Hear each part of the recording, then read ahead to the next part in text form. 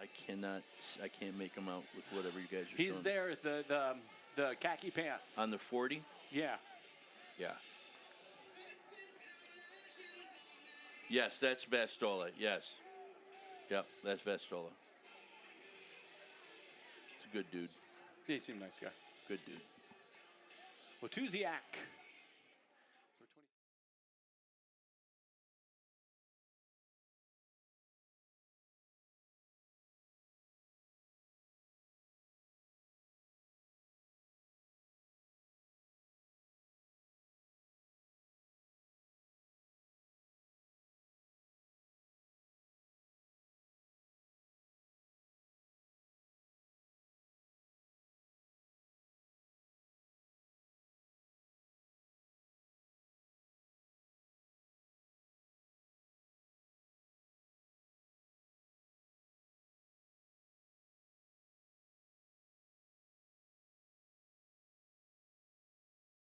Of it based on what's on the screen. I don't want to. Whatever's on the screen, we're going with. We'll trust. Yep.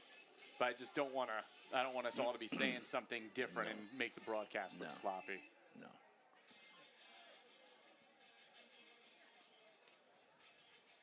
Yeah, I think he sent me different stats. Yeah, and that's what I have. But I'll be careful to not. Well, no, he may not have updated his last game that's what it might have online. been. So yeah. Yeah. So that sounds about right. Yeah. 8 touchdowns, 10 interceptions, which is why 6 they games, are 2 and what they are. 2 and 4, and Yep. Yep. Yeah. Well, they only have one more game after this, so they're running out of time. Yeah.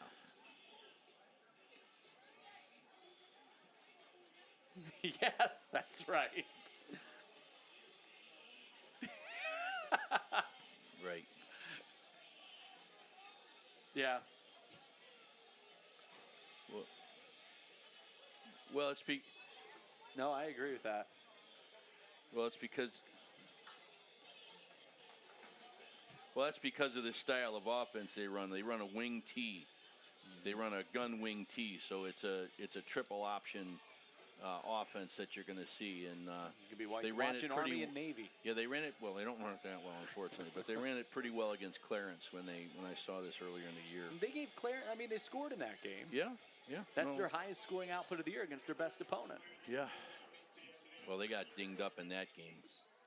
They said Clarence, Seneca West got banged up against them too. Yeah, they're tough because there's 3 kids on there that I get to coach in the offseason. That's why.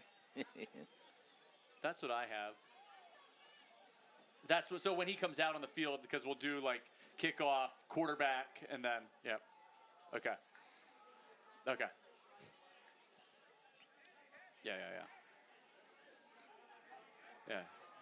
He's playing in a wing offense. All right, we'll just go with that when he comes out. Yep, sounds good. Because we'll do kickoff, quarterback, offense, then defense. Yep. Okay.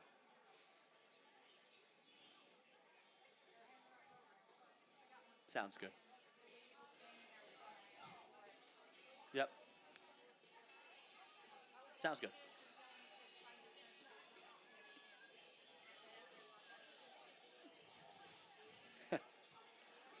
Well, I've worked with 7 people now in the last 4 years. Well, Well, the one hopefully guy, next year I'm back. the one guy that was from St. Francis and Canisius, he was a local.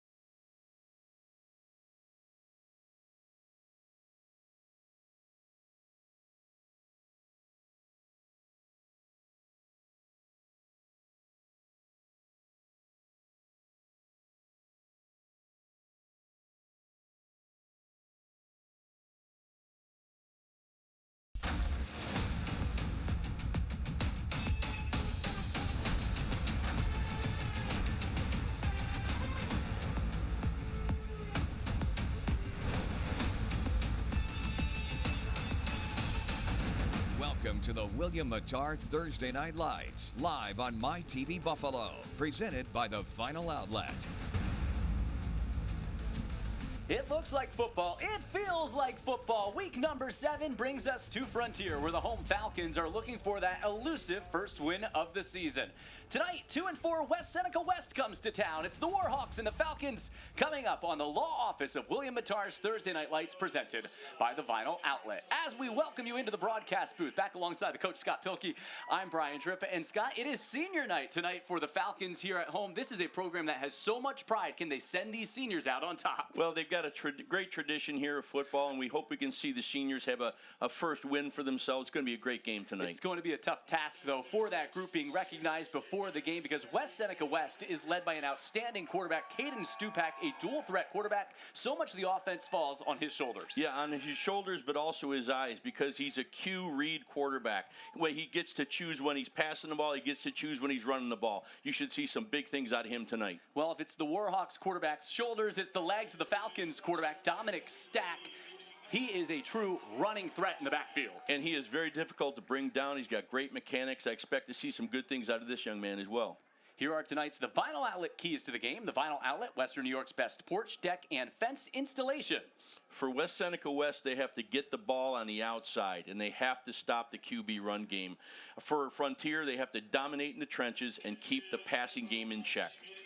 So that is our matchup, West Seneca West taking on Frontier, as we are already in week number 7 of the high school football season. Like I said, it looks like football out there tonight. Gorgeous sights here behind the Frontier Athletic Complex. West Seneca West and Frontier kickoff. Coming your way next, you're watching the law office of William Mattar's Thursday Night Lights, presented by the Vinyl Outlet.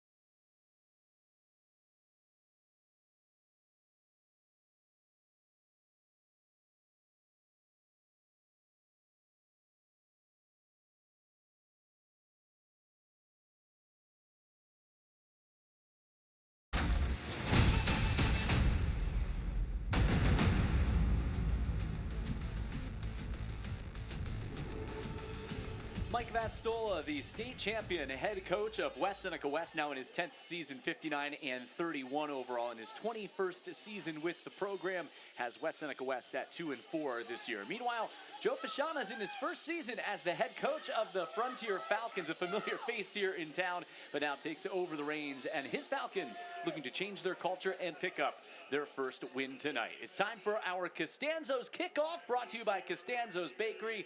Temperature at 50 degrees, a crystal clear night here for football as we're in week number 7, and those Frontier Falcon fans hoping that they can pick up a victory here in the home regular season finale. A couple of tough losses this year. Did play well against tough competition. They feel like because of their offensive and defensive lines, they can match up against West Seneca West tonight, and we'll get to see that offense and that offensive line and their size and physicality up front to start this football game. As you saw, Jacob Endlich has it teed up for West Seneca West. And we're ready to go here on Thursday Night Lights. Thanks for being with us. Sit back, enjoy another Thursday of high school football. Pooch kick and anticipated well and fielded at the 35-yard line by Jacob Gonzalez. And that's where Frontier in the black tonight will start with the football as their offense takes the field, led by Dominic Stack, the senior quarterback, 6'2", 180 pounds, one of the captains on this team. You see, not many passing numbers there because this is a gun wing T offense. Yep, you know, you're going to see they hand the ball off to a lot of different people that have summarized it to about 750 total yards rushing this year, but Stack's their primary guy with 52 attempts and 203 yards, almost a 4-point yard average per carry. Starts with Zayden Yarborough to his left in the backfield. And immediately it is Stack off that left side, gets a block, picks his way through the defense, and he is drilled down just shy of first down yardage. Depends on the spot. Looks like they're going to give him forward progress out for a first down. It's a 10-yard pickup and a good start for this Frontier offense. As we take a look at their starting lineup, it's brought to you by the law office of William Matar. Stack, Stewart, McGuff. So many different options in that backfield, but it's those big guys up front, really the strength of this team. Yeah, you know, you're going to look at that Jose Escalar at the right tackle. He's a real powerful guy. He's been having, I've watched him twice this year. He's a very powerful kid. I'm looking forward to the matchup between him and number 52, Pat Allen. It's going to be a good matchup the entire evening. That first down is brought to you by Interstate Batteries, and this time nowhere to go, and there is that defensive front. We talk about trenches in this game, and Dan Sizz, the senior defensive end, makes the stop in the backfield. It's a 3-yard loss. Speaking of that defense, let's take a look at the West Seneca West defense, the starting lineup brought to you by the law office of William Matar. It's Allen, Sizz up front, along with Shaq Washington, the outstanding linebacker, the leading tackler on the team. You know, you saw Pat Allen get through there, took an inside rush. You know, you got a lot of zone footwork going up front. He took an inside move and put on some great pressure on the quarterback. So important for Frontier to stay on schedule offensively. And you have the inside handoff back off the left side. This time you'll see a lot of misdirection in that wing T as well. And a good pickup for Aaron Stewart off the left side. Gets some of the yardage back. It's a 6-yard gain, and it sets up a 3rd and a long 6. Well, it was a great pull by the backside guard and tackle. You know, you got a counter move there. And when we talked to Coach Vistola, one of the keys for him was also they had their linebackers scraping with that backside pulling guard and tackle because it's a big – they haven't been able to do it very well. They didn't do it very well last week against Pioneer. Yeah, Pioneer 6-0 on this season, but it was that pulling offensive line and for a very, very good Pioneer team. Fell 39-14 last week. Stack back to pass on this 3rd and long. Just chucks it downfield. His pass intercepted along the sideline. Inbounds and making the catch. Matt Appenheimer with the interception at the 38-yard line. You know, just as quickly as you establish the run, you know, this is not something your quarterback is doing naturally. You've got a very manageable 5 yards that you got to get for first down. I don't know if that was the best call. You know, he gets back. We've already talked about the pressure up in his face. He's got 2 guys that hit him, and he underthrew the ball, you know, quite a bit. So keep the ball on the ground with what was working for you. So there is Appenheimer, a 2-way standout for West Seneca West, and the Warhawks offense now on the field. A team that has been up and down offensively throughout the course of this season, averaging 19 points per game. Pretty good field position after the turnover. And on the ground, they will start with Micah Anderson, who barrels his way for 10 and matching 10-yard pickups on first down for both of these offenses today. Looks like he may be about a yard shy of the first down. This is an offense, as we talked about in the open, led by Caden Stupak. You see his numbers there. He is a dual threat guy. And Scott, you talked about his eyes. What's important in this offense? Well, if you watch there, he had a key read. He was reading the defensive end. If the defensive end crashes, he pulls it and he runs it off the defensive end. He probably has 3 different reads. He's going to read the last man on the line of scrimmage to the Mike linebacker or to the plus over backer to his side. And when he throws the ball, he's going to watch out the down safety or the outside linebacker and what he reacts to. Second and short, he's the lone man in the backfield. Now joined in the backfield and does toss it off to Dominic Ruggiero. And Ruggiero with a 7-yard pickup and a first down brought to you by Interstate Batteries into Falcons territory at the 45-yard line. Let's take a look at that West Seneca West offense and our starting lineups again brought to you by the law office of William Mattar. Oppenheimer, Dana, and Otis, the primary threats in the passing game, and a couple of backs to work with Stupak tonight. That offensive line, big center number 72, Braden Snyder's a guy that stands out to you. Yeah, he's a junior. He's 6'3", 300 pounds, very physical kid. Should be one of the top guys coming out of Western New York next year. Back off the right side, getting something going there so far for Ruggiero, and Ruggiero picks his way through that defense for 9 more yards, and that Frontier defense having all sorts of trouble on this opening possession for West Seneca West. It'll be a 2nd down and 1 as we take a look at that starting lineup for Frontier. And again, this lineup brought to you by the law office of William Mattar. If you're hurt in a car, call William Mattar. Up front, Michael Welsh, a player to watch throughout the course of the game, number 77. But so far, spreading that defense out and using the perimeter, that's something that West Seneca West does extremely well. Yeah, they're big on the inside, but they're kind of small on the outside. Get to the outside on the pass game, get to the outside on the run game, get there with option as many times as you can, which is what you're going to see tonight in their offensive scheme. Already at the 36-yard line, another 2nd and short. The whole playbook is open here for West Seneca West. And the quarterback, Stupak, again to that right side, churns and burns. And he nearly picks up 8. It's a first down brought to you by Interstate Batteries. Well, he's getting behind, Sean Leonard and Connor Haytich, and those guys, great pull from the backside guard. That was a nice Q power, actually Q counter, because you see him take the jab step to the left. They pull the backside guy to kick it out. Nice first down run. Really impressive opening possession here for West Seneca West after the interception by Oppenheimer. Ball now spotted at the 28.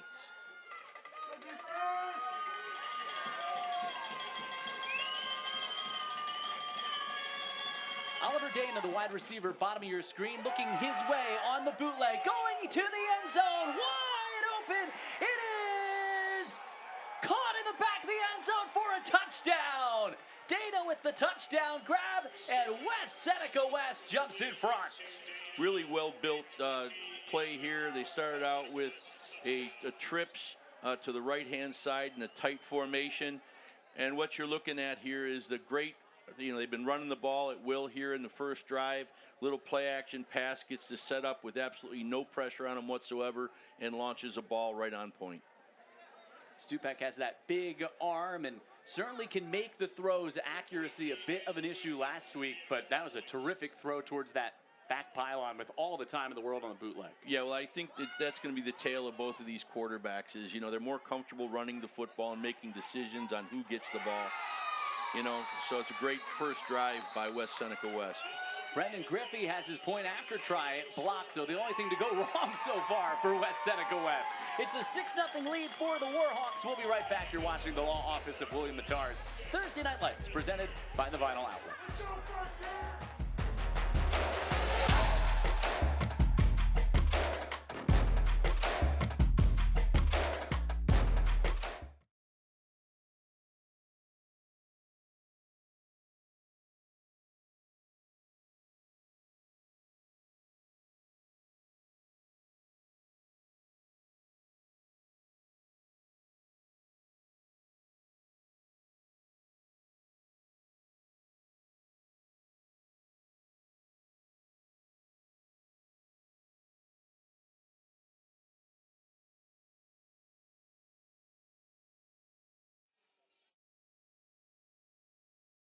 Tonight's closed captioning is exclusively brought to you by Babsha's Pierogi. Beautiful look here as the sun sets off the lake. As we are in Hamburg at Frontier High School, and West Seneca West gets a interception defensively, turns that pick into 6 points, and the Warhawks with a 6-0 lead. 6:49 to play here in the opening quarter, along with the coach Scott Pilkey. Brian Tripp, thanks for being with us on this very seasonable Thursday night for high school football. Again, the short kick is fielded, and this is something that Frontier was ready for. Jacob Gonzalez again makes the catch. And now the Falcons offense that showed some signs of life on that opening possession, moving the football, but the drive ended in an interception. Well, and I think that's, what are you? Are you going to run the football, run the clock? Because you got to take this downfield. And they did not stop you running to the left the first 3 times you did it. So they got to get back to that right now and use the pass when you need it. That left side of the offensive line with Lucas Jackson at left tackle. A couple of really good guards as well for Joe Fashana in his first season as the head coach. A 6-0 lead because of the blocked point after try. Zayden Yarborough trying to get the edge and unable to break the tackle as Tommy Yotis comes up and grabs him at the shoe tops. It's a 3-yard pickup, 2nd down and 7. See, if you watch the play, you're going to see the backside guard pull for the front side. That's if the quarterback decides to take it or not. But he saw the outside, and they got some positive yards out of that. Nice job. And that's the thing for this offense. You don't need 10, 11, 12-yard plays, but this is still a good 3-yard run, keeps you on schedule. Yeah, and it also dominates the clock if you can keep moving it like this. Try to keep games short. You know what? Frontier, season high 14 points earlier this year, but that came at 5-1 Clarence. It's just a team that has not played in front all season long. Dominic stacked up and dropped just shy of the original line of scrimmage by Aiden Wotuziak, a very good senior defensive lineman for West Seneca West. I'll tell you, there's a lot of physical play between the offense and defensive line right now. The pulls, they're lower in their head, they're landing in their hands. This is a pretty physical, special, contact going on here between the guys in the trenches. I want you to appreciate that because they don't often get the attention that they should. When you're in the booth, they do, though. Yeah, when I'm on the booth, you bet your butt. Absolutely. Here is Stack. Tries to go to the outside. Bobbled and nearly picked off. Dangerous throw in and out of the hands of Brendan Griffey, the linebacker. And under pressure once again on that play. And Griffey unable to hang on. It will force a punt. Well, one of those cardinal rules is that when you're in your red zone or you're just outside your red zone, what you don't want to do is throw that long out ball. And that almost could have been a pick six. Again, you got to decide when you're throwing a football. Right now, they're getting a little predictable in their offensive scheme. Wotuziak had the pressure off the end. Here's a 4th down and 6, and that punting unit comes on. It was an interception that ended that first drive. Anthony Chifo, one of the better punters in Western New York with the kick. It is fielded at the 43 and then going the wrong way. Oliver Dana brought down quickly on special teams. Stack, the quarterback down there, is one of the gunners making the tackle. The young man's averaging 38.5 yards a kick, which is the top in Western New York. It's not always what you want as a distinction, but obviously you've got a good one that can help you, change the field position. But so far, field position's been the point of the game and turnovers because, unfortunately for Frontier, they've not crossed their 50 yet. Yeah, that's the thing. Joe Fashana, who's done a really nice job in his first year with Frontier. This is a proud program that we talked about pregame. He said, Chifo, it's great, but they've seen him way too many times this year. Yeah. This is one of those. Rebuilding periods. They got a lot of juniors that'll be coming back here as seniors next year. So that they're in definitely not a rebuilding phase, but they're definitely trying to build and rebuild that great tradition of winning that they've had here over the entirety of this high school program. Stupak galloping on first down, and Stupak with a 18-yard pickup in Interstate Battery's first down, and just great running there, high-stepping through the defense. You know, this is where Stupak's eyes, and this is why when you talk about him making reads, you also see him wearing that number 17. He's not as big as our number 17 here in Buffalo, but he made some really nice moves here running with his eyes. It's a great job by Stupak. 6 foot, 180 pounds. There you see his rushing numbers coming into tonight's game. You know, I asked Joe Fashana, the opposing coach, about this quarterback. He said he is a stud, and a stud's a pretty good description. For the year that he's had, West Seneca West 2-4, you know, it's been an up and down season, but he's been pretty reliable all year long. Well, coach's system has worked in the past. It won him a state championship back in 2017, where he had a quarterback that went on to the University of Buffalo in full scholarship. So he has the same kind of guy here that over the course of the season has done a good job for him, just in this scheme. Done a really nice job for him. Took too long to get the snap off on this play, though. Actually, going to pick up the flag and reset the play clock. See our referee, John Dribbitz, for the first time tonight. Hopefully we don't have to hear a ton from John here over the course of the evening. West Seneca West on its second possession and right back into Falcons territory. Show a little pressure off the outside. Stupak drops back to pass. That pressure starts to get home. Stupak under pressure, able to evade Michael Welsh. Now he's across the line of scrimmage, and he finishes his run hard as he barrels in to Angelo Schwartzat, who makes the tackle. Ends up picking up 5 on a broken play. Well, you're seeing a 3 front that slides to a 4 front look. That was the first time I've seen 4 guys come, and they actually got pressure on Stupak. That might be an adjustment that's going to work for them going forward. He just throws his right shoulder. You know, that is a Josh. You're talking about 17, right? That's a Josh Allen run right there. You've been Stupaked. Yeah, I think he got the better of Schwarzat on that hit, 6'1". Better to be the hitter than the hitty. Yeah, there's no doubt about that. Looks like maybe they're going to bring some pressure again here on that defense. Good protection for Stupak this time. Now he's finally flushed under pressure, and down he goes. He's tripped up in the backfield. Great job by that Frontier defense, and it is Welsh finishing him off. Well, you know, here you're looking at West Seneca West did a great job in the first drive by establishing the run, play action, going for that big touchdown. They've become a little bit out of their formations, and the 4th man that they're bringing in right now has done a great job. What a nice job by number 60. That looked like 86 Van Wee with the initial pressure. Yeah, I was impressed with him getting off the block against number 57, Leonard. Very nice job by that young man. So now a 3rd down and 19 after the sack.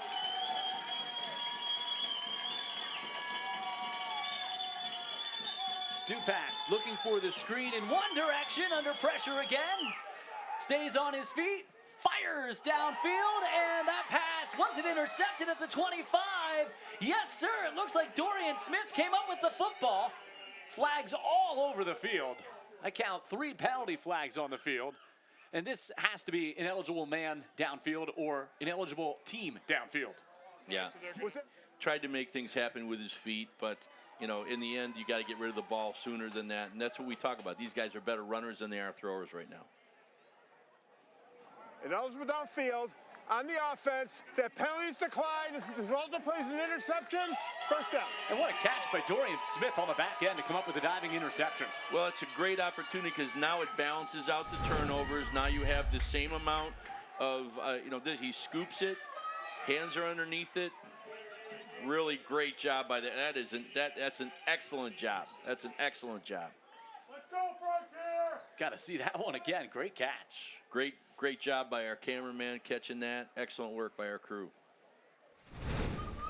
So now that Falcons defense, which, look, West Seneca West was moving the football. They come up with a stop because they finally got some pressure on the quarterback on that possession. Well, when we start with that 3-4 and you sit back initially in the first drive and you're watching to see what he's going to do with his reads, then you've got to start bringing the heat. And I think that Coach Vestola, he's a seasoned coach. And he realizes right now maybe he was putting the ball up a little bit too much in that last drive. get back to what was working for you, which was the run game. Whistles and flags prior to the snap. Prior to the snap, false start, offense, 5-yard penalty, remains first down. Now that's what you can't do to yourself when you are a ball control, gun, triple option type of offense. You've got to be able to snap it quick, change the deal, keep them looking, and stay on top of them. But you can't put yourself in these 1st and 15 because now you're going to force your quarterback to do what he really isn't very natural at doing, which is throwing the football for major yardage. We already have seen one interception from Stack tonight, nearly another. Griffey dropped an interception on that last possession. So this is the 3rd time that the Falcons have had the football here. Smith in motion. Smith able to get to the outside. Smith breaking free. Oh, man! Look at him go! Down the sideline! Kamari Smith is in for the touchdown! 80 yards on the touchdown run for Kamari Smith here on his senior night, nonetheless. Just a tremendous... again, you've got to talk about what the offensive line has been doing inside. They're allowing these guys to over-penetrate into the A and B gap. They're getting to the outside, which was, ironically, that was Vastola's game plan, was to get to the outside. But you know what you're seeing here is you're seeing Frontier do exactly just that, getting to the outside successfully 2 or 3 plays, and that one broke it. Great job by a first-year coach on a high school. That's exactly what this program needed. These fans haven't had a lot to cheer about this year. They really haven't led this season, and Frontier an opportunity to do that with Chifo on for the point after. An 80-yard touchdown run by Kamari Smith, and Frontier responds. They flip the script in one play. It's a 7-6 Falcons lead here at home. What a start we have here on the law office of William Mattar's Thursday Night Lights, presented by the Vinyl Outlet. Kamari Smith on senior night gives the Falcons the lead.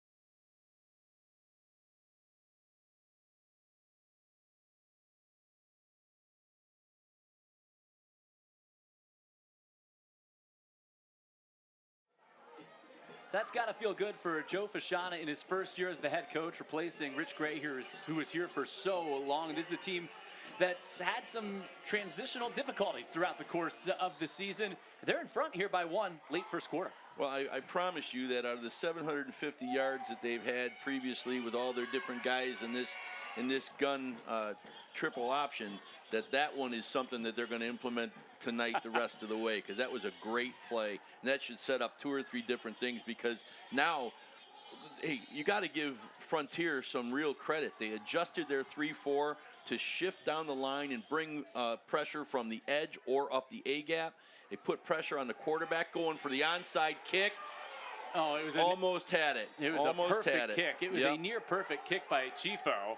It was scooped up by Weston. At the end of the play, though, Frontier somehow came up with this football at midfield, and that's why our officials are chatting here still.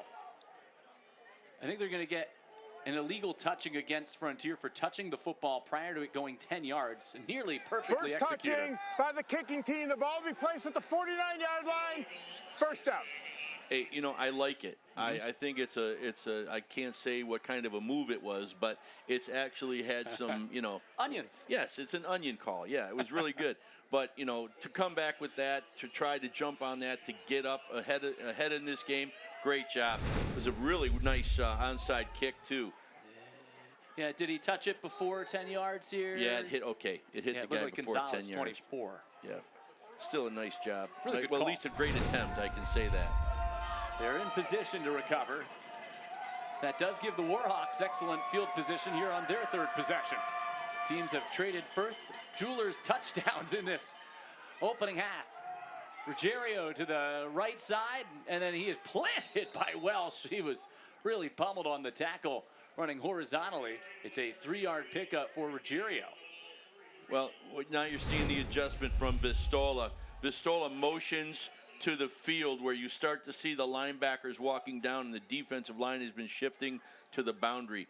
That play right there in the motion, that can go for a great vertical or type of a wheel route later. And he's going to feel that hit from big 77, Michael Welsh. Welsh is no joke. He is a physical kid. He's not very easy to move, I can tell you that much, just watching these guys. I love what I'm seeing in the trenches here. Welsh described as the strongest man on the team. Going to run away from him this time. Welsh, a state finalist in wrestling for Frontier. Great extra effort by Ruggiero, and he appears to have enough for an Interstate Batteries first down. Right back into Frontier territory and trying to penetrate deep into Frontier territory on this possession. May have time for one more play here in this opening quarter.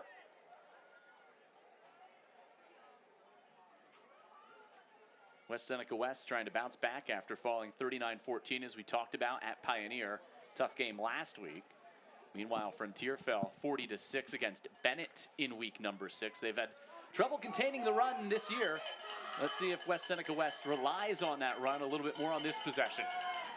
Final play of the opening quarter. Stupak under pressure, steps up, tries to evade the pressure, and down he goes! Schwartzon off the end, the senior with the sack, and then a flag flies at the end of the play.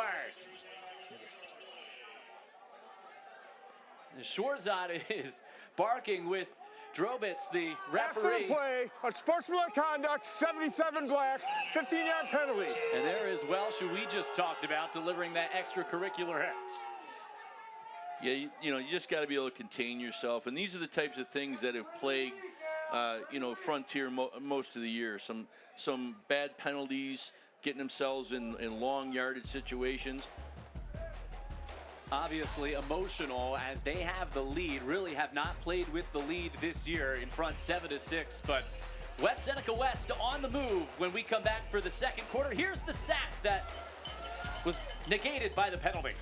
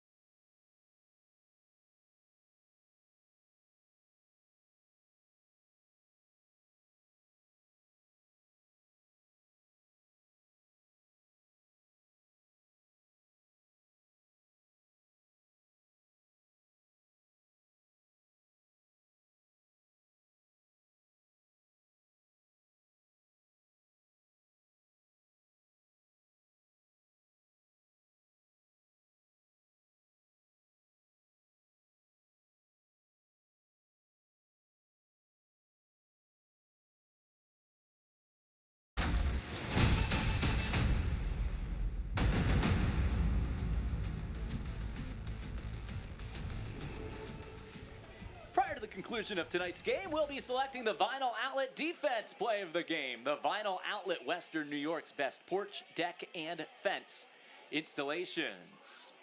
The Warhawks on the move here to start this second quarter. West Seneca West trailing 7-6. Turnovers, each team with the turnover so far. With interceptions on defense, perhaps those will be our Vinyl Outlet defense play of the game. Certainly nominees, as it's Ruggiero off the left side, flag flies. That's going to be holding. It's a 2nd down and 1 after the penalty. Another penalty on this play. Trying to navigate through that big Frontier front. 1-6, guys. Escalera, who you talked about, number 78, made the tackle. These guys are getting great penetration. What was great, was a good job by Escalera, was that he did not give up his outside. He played really good position on the offense, football. 10-yard penalty, repeat second down. And after that opening possession by Seneca West, the Warhawks went right down the field, a touchdown pass to Oliver Dana. So it's a little toss pitch on the motion over to the right-hand side. He gets the outside, a little holding right there. But then you see the big man working down the line of scrimmage, and that's really a good job coming up and making the tackle. But again, I'm questioning whether they should be doing the quick hitters like they were in the very first drive. A lot of it's been outside in short situations. That's what I was just about to say, Scott. That this defense, the offensive line for Frontier has started to take over the game, and that was a concern for the Warhawks coming in. Stupak again under pressure and down again, sacked, and it is Welsh at the bottom of the pile with another sack of the quarterback. Hey, I love that. I love that Frontier is starting to get momentum, but you're only down by one. You were dominating in the very first drive when you were doing the quick hitters and running the football. I don't know why you're throwing the football at this stage.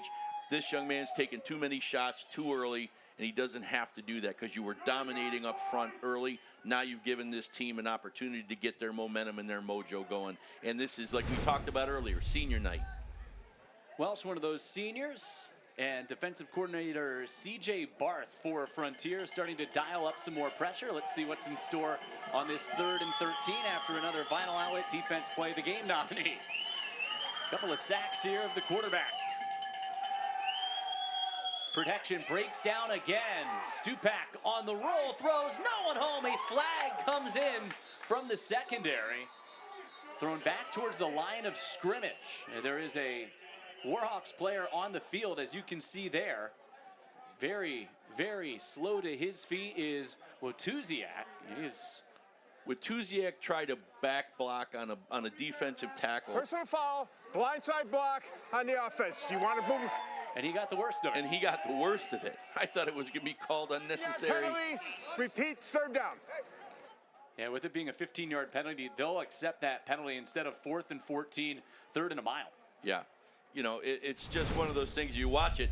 The guy turns his body to come back around. Oh, okay. We had 2 blocks that were built into that deal. Number 6 tried blocking back on a defensive lineman, got the worst of it, and then another crack back. That's why we don't allow those in the game anymore, because not only can you hurt yourself, you can hurt somebody else. Ball all the way back into the Warhawks end of the field at the 42-yard line. Need to get to the Frontier 29 for a first down. We have seen stranger things throughout the course of the season, but a 3rd and 29 for Seneca West. And you really can feel the momentum just tipping to the Falcons' nest here so far. Especially when we see that offensive line up front for Seneca West. That inside 3 is as big as anything you're seeing in Western New York football. Hostetler giving chase as the handoff goes up the middle, trying to catch them off guard with the run. Schwarzat again makes the tackle. Maybe about 10 on the pickup, but again, a 4th and long still coming up. Schwarzat, 13's been all over the field. Playing a really nice game. They got that backside pull, that power that we've seen, the counter tray actually, and that goes for 10 yards. Imagine if you run that on 1st and 10 like you did in the very first series. Gowiak with a rare carry that time for the Warhawks, and they'll be forced to punt. Griffey back to punt, and Stack back to return. Heck of a football game so far.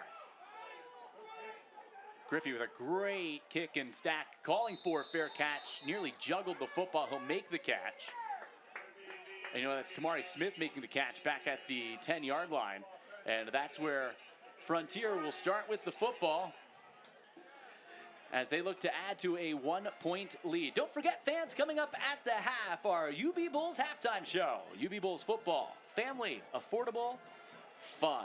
We'll have our Aesthetic Associates Center Scholar Athletes presented by Dr. Todd Shatkin. A couple of interviews up here in the booth. Maybe some highlights as well from across the country, certainly from here in our game so far. A game that has seen some strong offensive plays, some strong defensive plays, as Frontier now has the ball for the first time in the 2nd quarter. You know, it's good to see these guys, you know, come back out and they're competing for themselves, even though they haven't had a win yet. You can still see they're fighting. But there's that out ball again inside your own 10-yard line. Looked like Wotuziak got his hand on that football intended to Kamari Smith, who had the 80-yard touchdown run on the last possession. Stack trying to get it out quickly, and obviously has struggled throwing the football. There's our mugs. Brian Tripp, Scott Pilkey up here in the broadcast booth. Glad to be with you here. Week number 7 of the high school football slate. You're watching the Law Office of William Matar's Thursday Night Lights, presented by the Vinyl Outlet. Our outstanding crew with us here tonight as well. There you see Wotuziak again. So great to see him come right back in, making an impact here to start this drive. Kamari Smith tries the right side. Kamari Smith gets a block, and there he goes. Kamari Smith accelerates out to the 27-yard line. Excellent run, and it's a first down, brought to you by Express Windows, now installing windows as low as $329 within 5 to 6 weeks. You know, we said that they were going to go back to that play. They set it up the entire first quarter. Then it went for 80 yards. You start to see the adjustment to the guys the outside. Kamari has enough vision to cut it back inside and make extra yards. A great job. Great job. Good thing Wotuziak came back into this football game, made that play as well for the Warhawks defense. But some breathing room now for Frontier.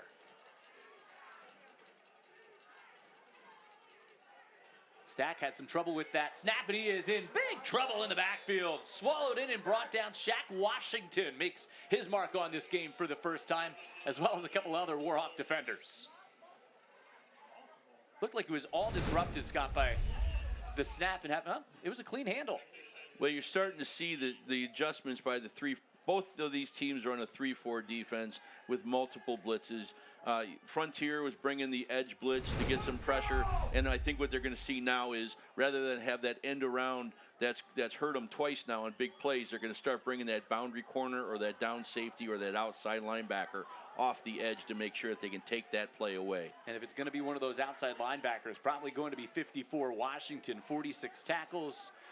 And always in the backfield, and this time Wotuziak throws him down. The football is loose.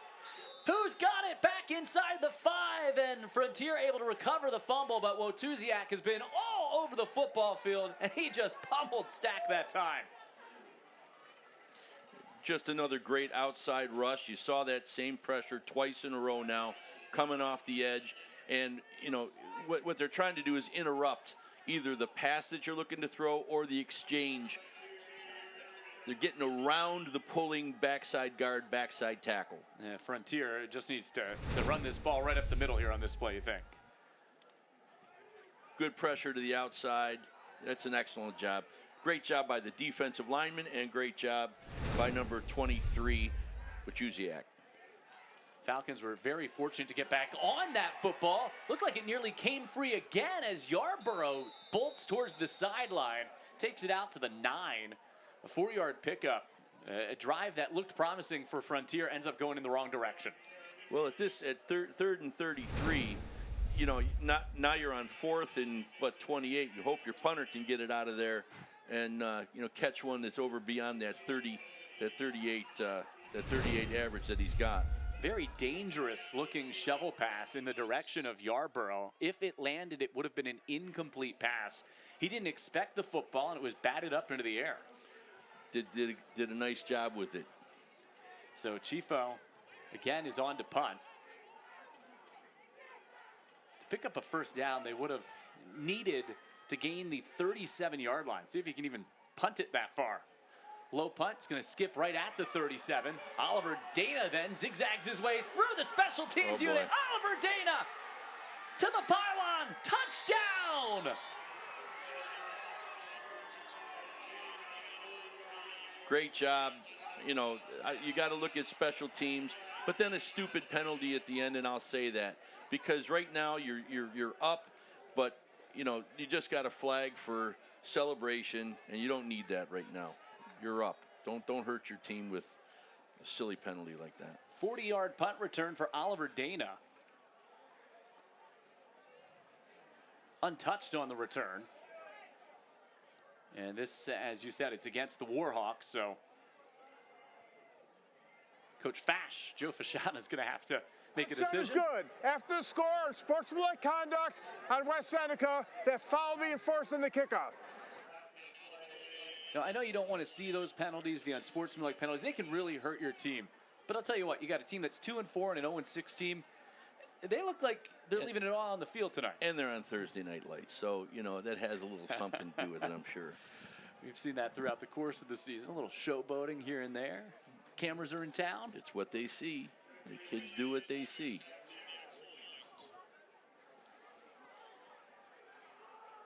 First point after for Griffey was blocked.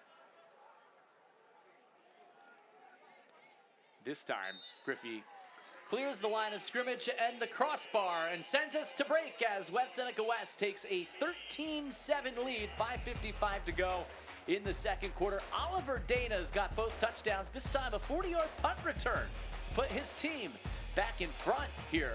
The bright lights of Thursday night.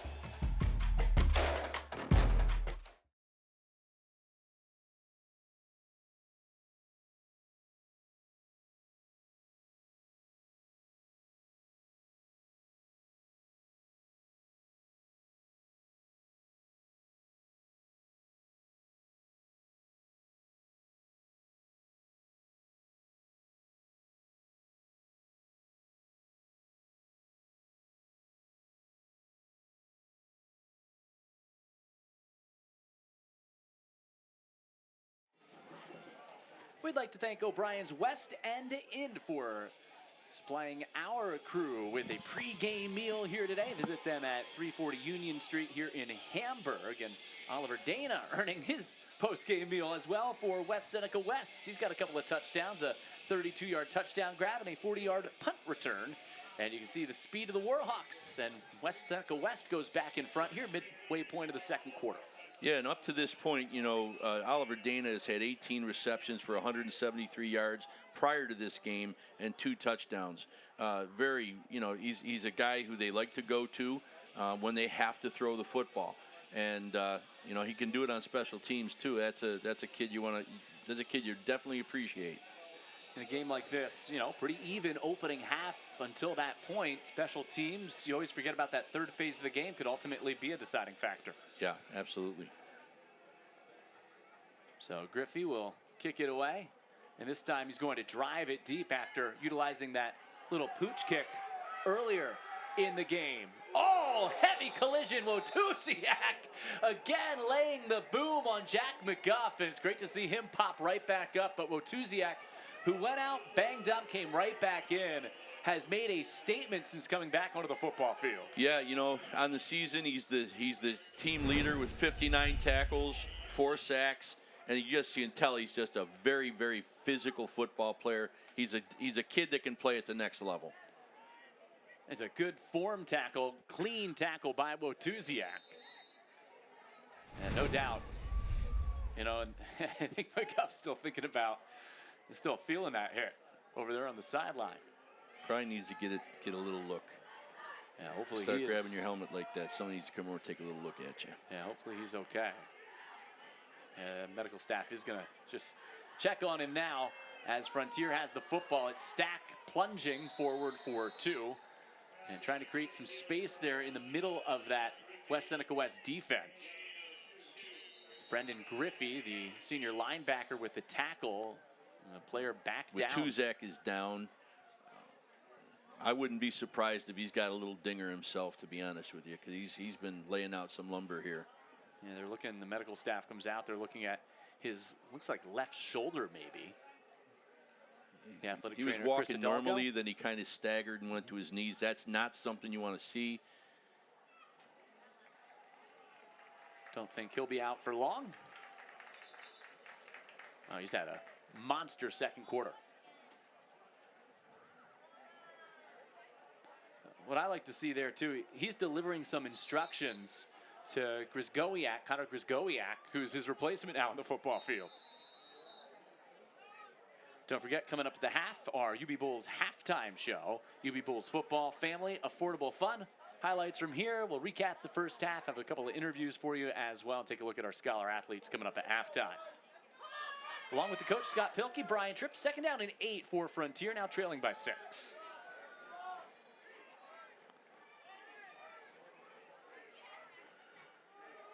Stack corrals the high snap, and the handoff goes up the gut into the waiting arms of Aaron Stewart. And the junior able to navigate his way for 5, turns it into a 3rd and manageable. Well, that's the only answer to what they've been bringing, that edge pressure where they're walking it down late from the boundary. You got to get underneath it. You've got over-penetrating guys on the outside edges. When they come upfield too hard, you make them pay for it by running underneath their pressure. What is the key to a triple option or a gun wing T type offense? Well, ironically, it's reading exactly like we talked about, on the other side of the ball. West Seneca West, you've got to know the right read, when to give it, when to take it. It's just, it's a little bit different of an offense. That time it was Stack all the way, and he's going to be about a yard shy. So 4th and 1, and a decision here for the Falcons. You're saying go for it. Absolutely. You had momentum, get momentum back. They haven't stopped you for anything less than 4 yards a carry in this drive. Hit it quick again.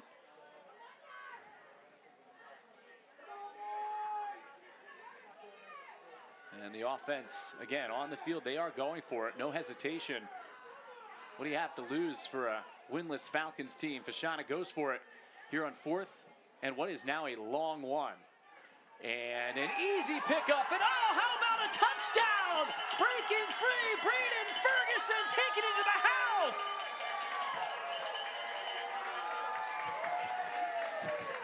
The juniors had 20 carries on the season so far with 180 yards. That is 2 huge explosive plays. Like we said, the great thing about this type of offense is that they get the ball out to a lot of different people. And first you're getting it out to number 13 who's taking it all the way down. Now you got number 11 doing it. You're really doing some nice jobs here. Great job here. So Braden Ferguson, 53 yards for a Firth Jewelers touchdown, and now a pivotal point after as Frontier answers, and we're on the seesaw here. Can they retake the lead? And it's been big plays for a Falcons offense that's been deprived of big plays all season long, and it is senior night. Joe Fashana's team ready to go here on senior night. Kamari Smith and Braden Ferguson, boy, that's big-time plays, baby. Watuziak just a hair late. Chifo's extra point is good, and Frontier is back in front. 14-13. Falcons in front here at home. You're watching the law office of William Mattar's Thursday Night Lights, presented by the Vinyl Outlet. You're watching Ferguson, giving Frontier the lead.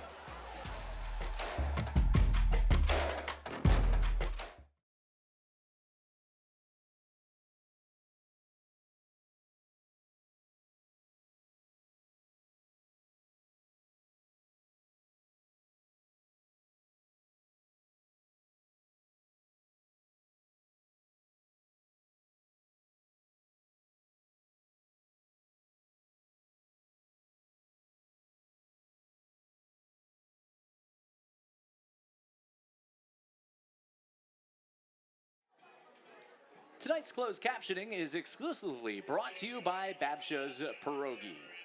Yum. I could go for one right now. And that West Seneca West defense certainly could go for a stop as Frontier. 2 explosive plays right now. The difference, it's a 14-13 Falcons advantage. Yeah, I think they've had 3 of the most explosive plays they've had all season. One goes for an 80-yard, an 80-plus yard by our guy Kamari Smith, then a 27-yarder, and then we get one from, another junior who they have coming back next year, Braden Ferguson, and he's been a productive kid all season long. Like we said, 20 carries, 183 yards, 9.2 yards a carry, and he's a pretty decent force on defense as well with 12 tackles. So they're getting the best out of their guys so far. 5 yards added to the dead ball spot. Very efficient second quarter, I got to tell you. Nice job by this first-year head coach to get in this time of a big game here. Good work. Chifo's kickoff out of bounds, as you saw. So a Costanzo's kickoff brought to you by Costanzo's Bakery. Goes a bit awry in good field position now. Conversely now, West Seneca West gets it back with the football in a pretty good spot. As one thing goes well, you're an 0-16 for a reason. One thing goes wrong. But so far tonight, they've been able to battle through the miscues, and this has been a heck of an opening half. Well, you're going to start seeing West Seneca West go back to the run, which started, that's the first time I've seen them stop them for less than 5 yards a carry. That's why you don't let another team get momentum when you start with the momentum. Welsh in the middle of that defense again. Grisgowiak had the carry for a 1-yard gain. He's going to check out. Micah Anderson, the sophomore, who's been really their best in the backfield this year, checks in, number 21. Yeah, he's a solid kid. Standing at 5'10", 195 as a sophomore, he's got a big future for this team. Also has been a factor in the passing game. But right now, that's the biggest factor in this football game. That Frontier defensive front, no pun intended. And right on cue, here they go with Anderson sweeping left, and Anderson lost the football along the sideline. Frontier's got it on the fumble. It is Kamari Smith coming up with the pigskin right at midfield. Well, if we had to choose the guy of the game right now on both sides of the ball, it's Mr. Smith. We might not have to choose the guy of the game, but there's a Vinyl Islet defense play of the game nominee. That might have been it. Again, they hit to the outside, but you got to give credit to this defense. They are playing really well. Nobody's giving up the edge, and they're staying true to where they're supposed to be. This is just good fundamental football. Van Wee and Stewart combined to knock it out just before Anderson's right knee was on the turf. Now the ball at midfield here, 2:34 to go in the half. Both teams with all 3 timeouts. Nowhere to go on this play. It is diagnosed beautifully. But guess who? Pat Allen. And number 23's around it as well. Hadich in there, 56. Hadich. Yeah, that was well played, Connor Hadich. Both of these teams have some great young sophomore juniors. Both of these teams are going to be back on the winning side of things next year. I just assumed it was going to be Allen or Wotuziak, and instead it was 56 that time. 2nd and 15. See if Frontier can work from behind the sticks on this possession. West Seneca West needing a defensive stop here. You can just feel the momentum shifting the way of the home team. The Warhawks will get the football to start the second half. Kamari Smith makes a couple of men miss at the line of scrimmage, and he picks his way for a 4-yard pick. It was a fancy 4-yard pickup. Very dangerous is Kamari Smith with the football in his hands. I got to watch Kamari Smith very early in the season when they opened up against Clarence High School. I got to see him on the field run around, and I said, wow, when he starts hitting his stride, he's going to be a great weapon. It's great to see coach utilizing him in multiple different ways. They're doing a good job with their talent. Neither team electing to use a timeout here. I think you'll see it after this 3rd down play. Either Frontier will know that they have an opportunity to score before going into the locker room, or West Seneca West, with 60 seconds left, will have an opportunity to get the football back. Let's see if they go right back to Smith. It's Kamari and Dorian Smith lined up here, bottom of your screen. Instead, it's Stack giving it inside, and ball came out on Fumble. that play. And this time, West Seneca West believes it has the football. A pair of turnovers for both offenses in the game. The Warhawks recover the fumble. And at the bottom of the pile with the pigskin, it's Micah Anderson who just gave it up on the other side.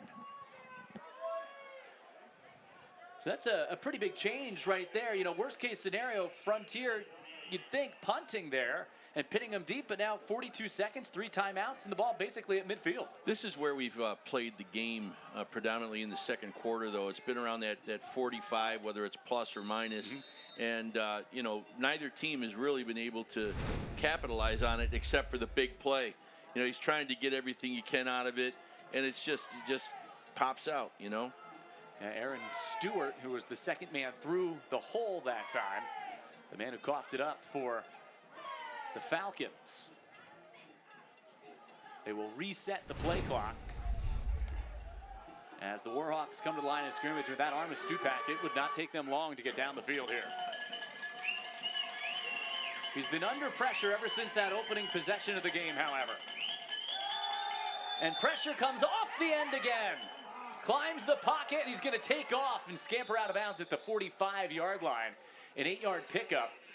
And once again, untouched off the end came Angelo Shorzat, but the quarterback felt the pressure. Good pressure up the middle by the defensive line. But look what he can do with his legs. Great job. And by going out of bounds, stops the clock. They spot it at the 46 of the Falcons. So officially a 2nd and 4 with 34 seconds remaining in the half.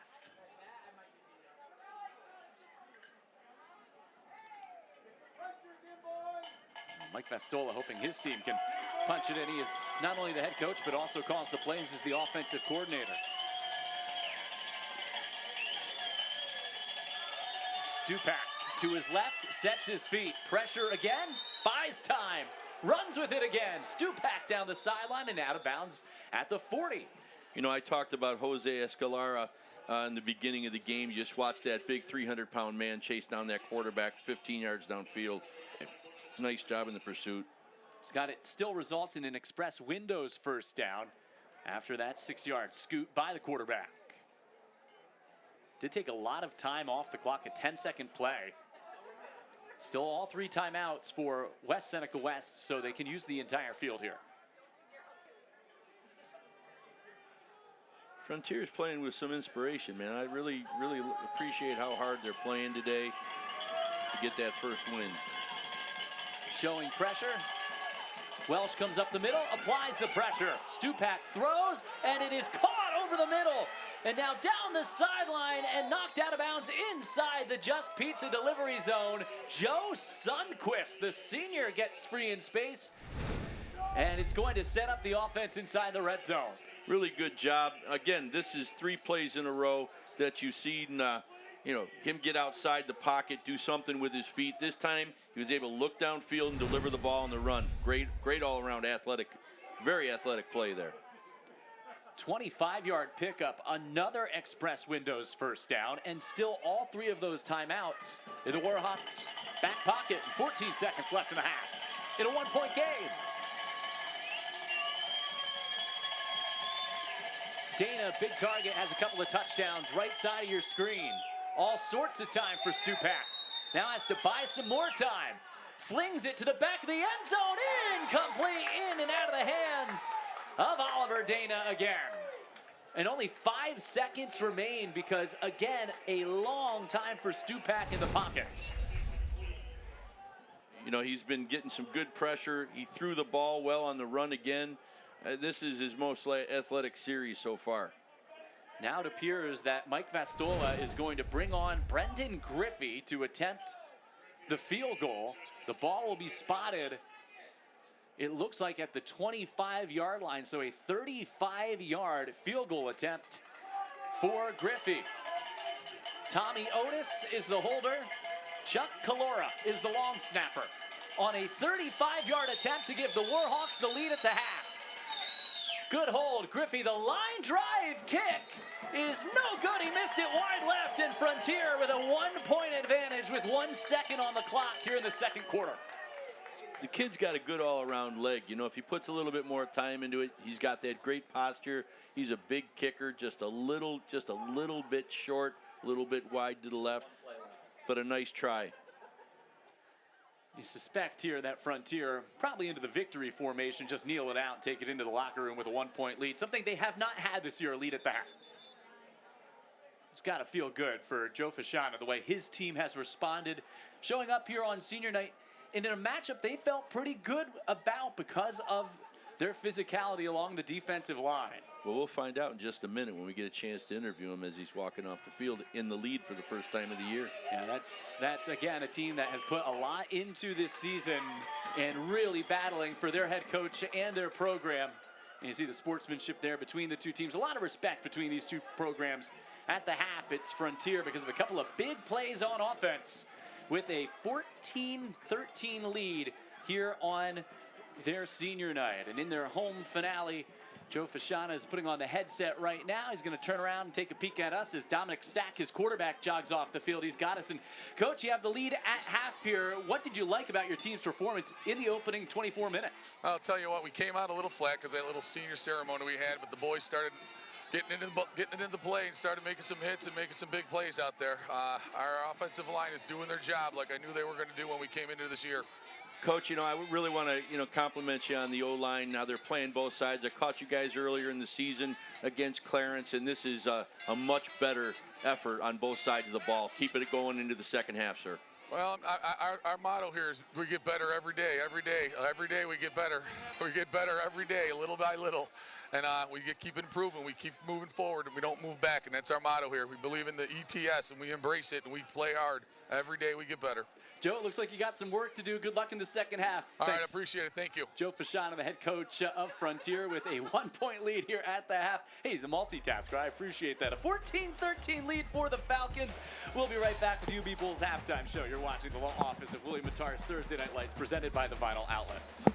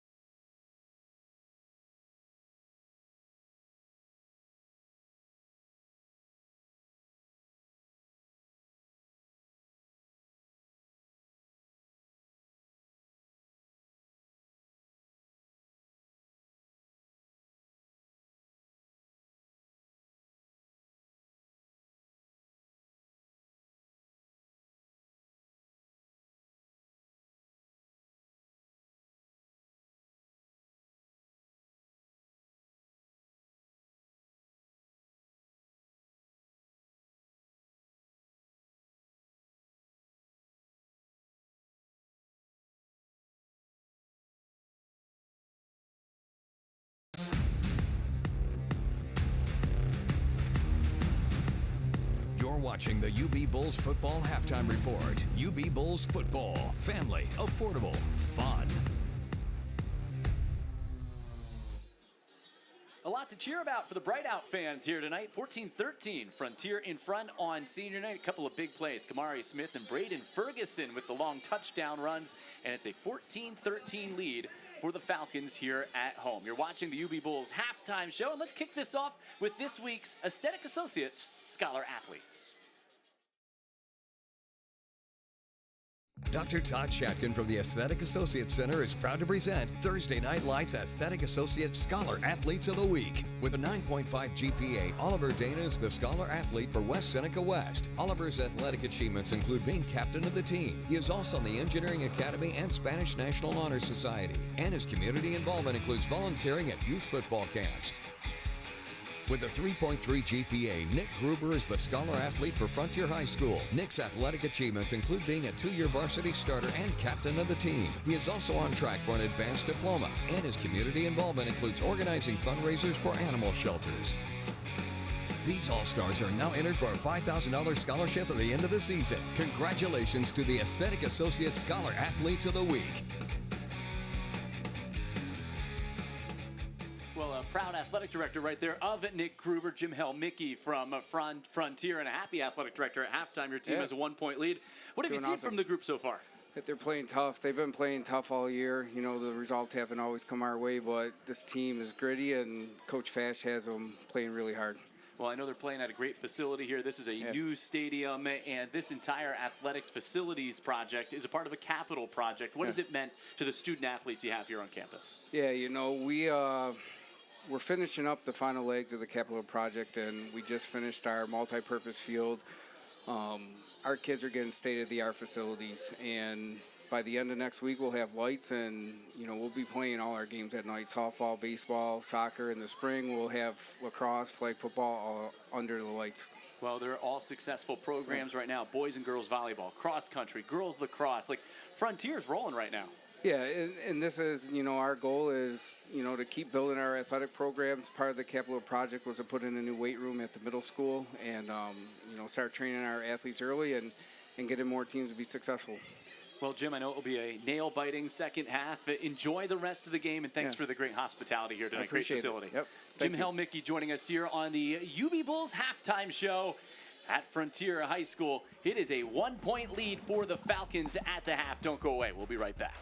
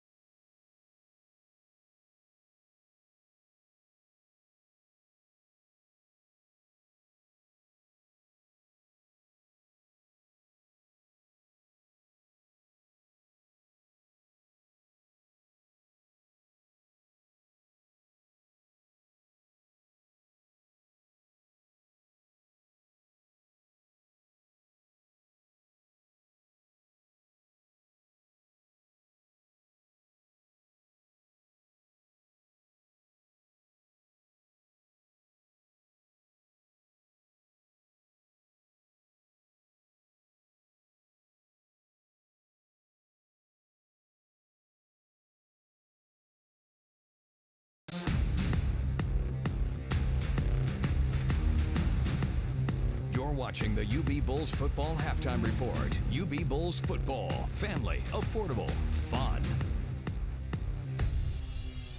Heck of football game here. Frontier with the 1-point lead, 14-13 at the half as you're watching the UB Bulls halftime show. Joined now by the principal of West Seneca West High School, Jay Brinker. And Jay, let's get right to it. This is a football team that's been competitive on the field all year long, but you want to talk about the great work that these student athletes are doing away from the football field. Right. And the Punt Pediatric Collaborative is something really important to West Seneca West High. Absolutely phenomenal. We, our students wanted to give back. This is student run. They collaborated with Dawson Knox, Buffalo Bill.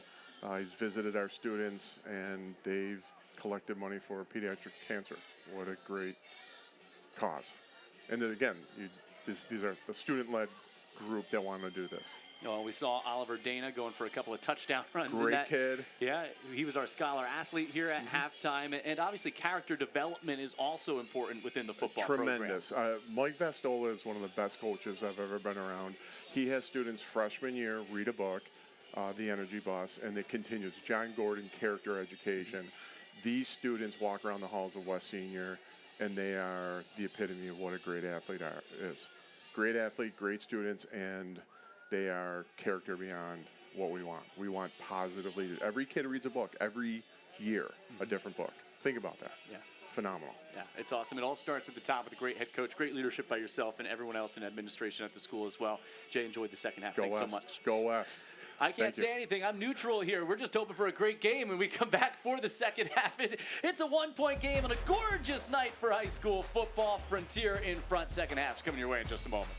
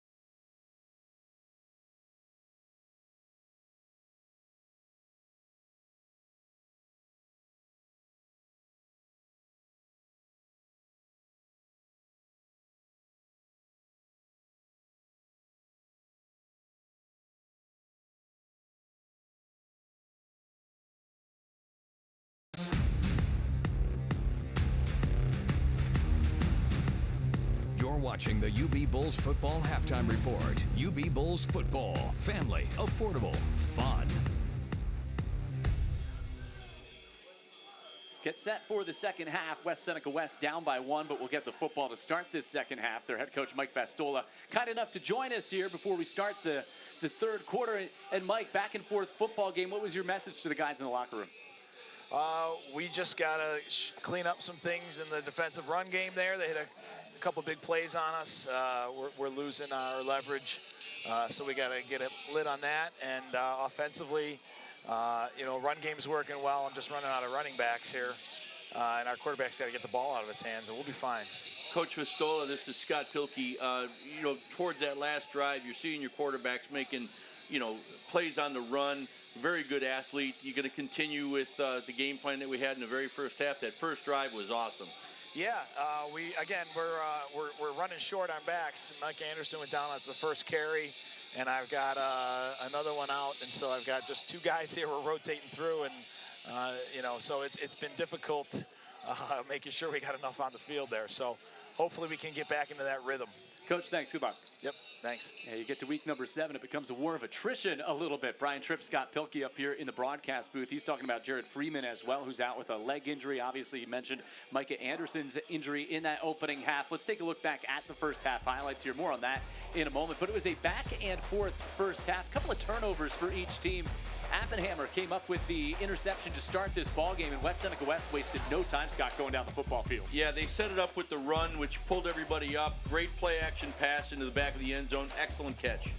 Oliver Dana, the first of a couple of touchdowns for him. Stupak then started to feel the heat from the Frontier defense. Welsh and company started to get home, and they created some mistakes for the outstanding senior quarterback. Interception by Dorian Smith there. Then it was Kamari Smith going 80 yards on the end around. I mean, there's no athlete on the field today that looks like Kamari Smith, and he just showed you that as he's alone in the picture for an 80-plus yard scamper into the end zone. Nice job. A 7-6 lead because of a missed point after early, and then it was all about special teams. Oliver Dana again, this time waits back and then untouched into the end zone. Yeah, and he did a great job, not just by catching the ball, fielding the ball, but by having the vision to cut all the way back across the coverage and turning a great play into a touchdown. This was a 4th and 1. Braden Ferguson and Frontier leads at 14-13. Braden has been, tons of yards per rush all year long, and they know exactly when to use them. That was exactly when you were supposed to use them. And it's the Falcons with the 1-point lead. Reason to celebrate. We'll be right back. Second half kickoff coming up next.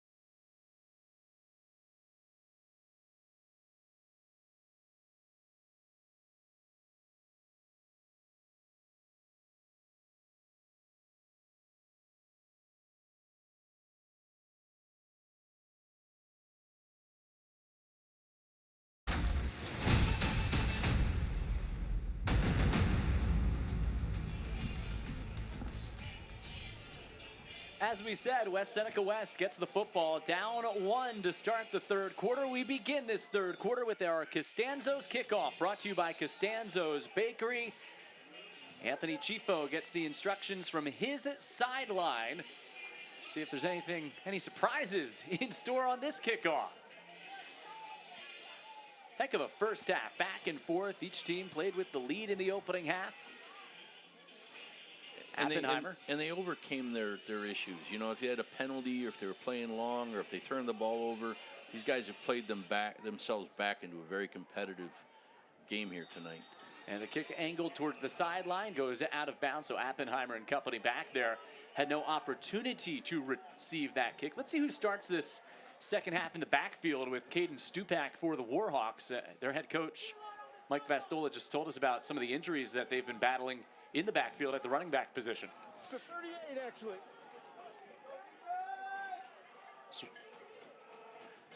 Sort out where to set the football up here after kickoff went out of bounds, so a penalty to start the half. By the kicking team, ball will be placed at the 38-yard line at the penalty. First down. John Drobitz and his crew not all that busy in the opening half. They've done a nice job here tonight. And so have the coaches and so have the kids. When you're not seeing a ton of flags coming out like we've seen on other evenings, you're showing two teams late in the year that may not be winning, but you're still seeing them play hard, and they're playing like we said at the halftime. When you see them, the sportsmanship between these two teams, that's because these guys are pretty close. West Seneca West and Frontier, they're they probably bump into each other a lot at the movie theater if kids still go to the movie theater. I don't know if they do anymore. The mall, they don't go to the mall anymore. Sorry, I jumped back into the 80s there where you hung out and you saw your players and buddies at the mall and the movie theater. Yeah, roller skating, right? You're really dating yourself right there, Scott. I am completely dating myself. That is Scott Pilkey, who just celebrated, I won't say which, but a birthday. I mean, you can tell now, just celebrated a birthday over the weekend. Happy belated birthday to you. Thank you. 55, baby. I'm happy to be here. Dominic Ruggiero is going to start number 6 in the backfield for this second half for West Seneca West. A 5-yard pickup, 2nd down and 5 for an offense that needs to, we talk so much about Frontier and needing to be on schedule. I think it would behoove the Warhawks to stay on schedule this half. They're behind the sticks a lot. Well, and you got 5 there. I don't care if you've got one great back or two backs. You've got a heck of an offensive line that's going to open up holes for you. They've done it all night long. Right back to Ruggiero off the left side. Spins away from one tackle, but can't spin away from Welsh, who drops him right at the line of scrimmage. Once again, Schwartzat, the linebacker, noseying around at the line of scrimmage, breaks the play up to start. Well, this is when you can see that Welsh is a finalist in wrestling. He comes up, and this is all he does, is he just takes his man to the ground. Great work. Yeah, he is a force to be reckoned with. Joe Fasciano, the head coach of Frontier, said they have an award. It's called the Roach Leader for pancake blocks and big hits. And they give stickers of Roach's out. He has the most on the back of his helmet, to no surprise. No question. 3rd and 6 to start this second half. Stupak on the run. The pass deflected, and somehow it is hauled in. The catch is made by Tommy Otis right near a 1st down. It looks like he has enough for 1st down yardage. Boy, Trevor Van Wee is going to have nightmares about this one. This is the one that he's dreamt about. The pick 6 going back, it just went through his hands. And, he's a big guy, 6'4", 220 pounds. Gets his hands out. Oh, that's a tough one right there. I apologize. Heck of a catch, too, by Otis great job on the by deflection. that young man. And that is good for an Interstate Batteries 1st down. Interstate Batteries, outrageously dependable. Shy of midfield. That's a big 3rd down conversion with Frontier having all of the momentum at the end of the opening half. Right back to Ruggiero and dropped again by Van Wee. It's a 2-yard pickup. And number 86 is a big physical player on that defense. Yeah, we've been watching these guys all night. We've been calling out a bunch of different names, but the physicality is what you just said is the key component for right now why Frontier is where they are in the driver's seat by 1 point. I don't know if I'm allowed to share this story, but kind of the Pandora's box is open now. He's number 88 on their roster. 86 is Joe Fasciano's old number. So he's happy to see that kid wear 86. Well, and I'm not gonna point blame at anyone, but whoever was responsible for laundry threw number 88 away accidentally. So that's why he's wearing 86 tonight. Well, 86 was almost a good number for him there. Stupak has some time on the roll, sets his feet, heaves it downfield. A lot of traffic downfield and incomplete. Looking for Appenheimer, but plenty of help over top and no chance to fit that one in. I know this is, a couple plays past, but the 86, the 88 jersey is what you're telling me. Yeah. That's supposed to be a joke. Not a very good one. I'm aging myself again. Yeah, you are. It's okay. If I'm going to make a fool, it better be on TV. Hey, Mom. That's my boy. Here's a 3rd down. Fortunately, my family does not get my TV Buffalo. Mine does. Here's a 3rd down. It's just because they're out of the area. It's because they're out of the area. 3rd down and 8 upcoming here from midfield. And again, West Seneca West. Forced with a 3rd and long here to start this 3rd quarter. You've been seeing some edge pressure on these 3rd and long issues. And I'm wondering if you're going to see it again today. A little middle blitz here. Picked up, and the throw from Stupak too high in the direction of Otis. Can't make the acrobatic catch along the sideline. And let's see if the offense stays on the field. Had good pass protection there. Nice job by the inside, stopping that middle blitz. They only brought 4, so you're really not seeing a blitz here, but it's where they bring the 4th person from, which makes a 3-4 defense so dangerous at times, especially at the high school level. Looks like Mike Vastola is going to stick with his offense here on a 4th down and 8 from just across the 50-yard line. Now what you want to watch for is a quick count here or a longer count to get 5 of the 8 yards.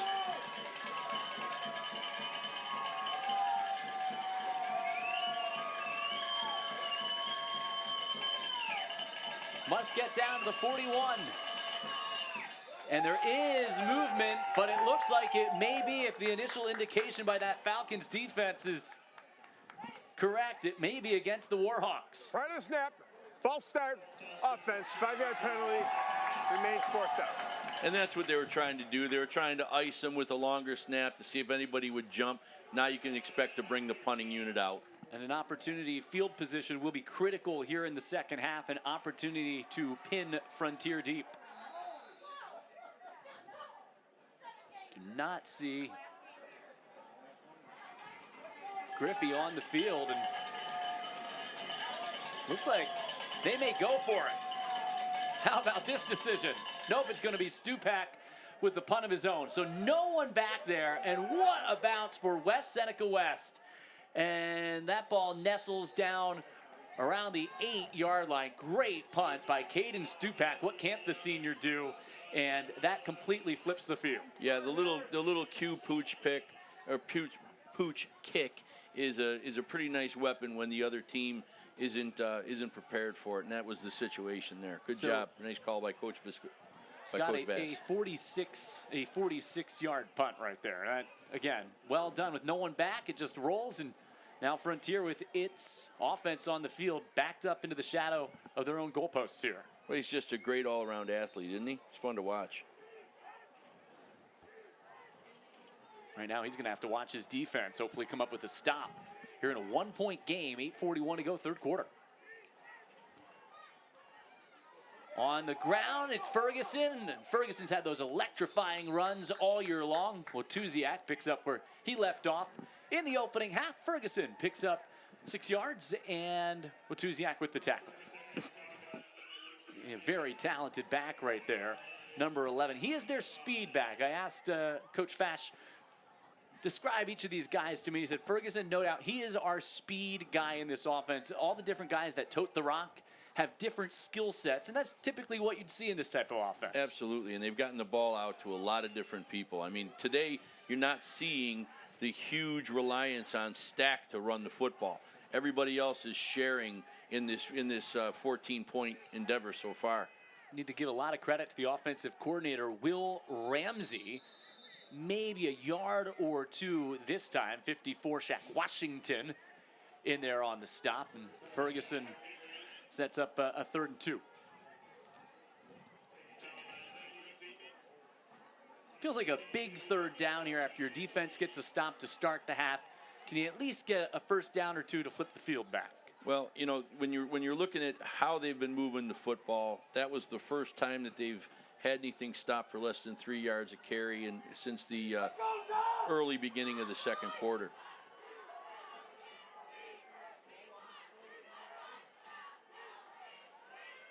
Stack up the middle, and Stack leans forward, and he does have enough for a 1st down. It's brought to you by Interstate Batteries. Interstate Batteries, outrageously dependable, just like that long senior quarterback, and at 6'2", that extra lean picks up the yard to gain. Yeah, and again, they're pulling the backside guys. They're getting good leverage, and the center had a great push there.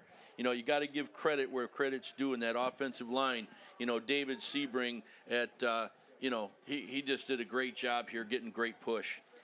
Sebring 5'11", 275. At that size, he, according to his head coach, the strongest on the bench press, the strongest on the rack. This is a guy, and you can see him as he lines up there, 76. I mean, I don't want to run into him. He said, this is a group, how do you describe this offensive line? It's a group that you want to have in a dark alley with you, and you can see that they're doing that for Stack and company offensively tonight. Here they create a big hole up the middle, and Stack bolts for 8 on 1st and 10. And I think what you're starting to see here now is that number 60, Denzel Senatus, is a sophomore. and you can tell he's doing the best that he can, but he's going against somebody who's a little bit older, a little bit stronger. They've run it right up the gut on him 2 plays in a row. I think they might have found something. Injury for West Seneca West, and it's Wotuziak down again after that 8-yard pickup. So the medical staff this time will look at his left leg, left hip, and as they check on him, we'll step aside. 1-point game, Frontier in front. You're watching the law office of William Attar's Thursday Night Lights presented by the Vinyl Outlets.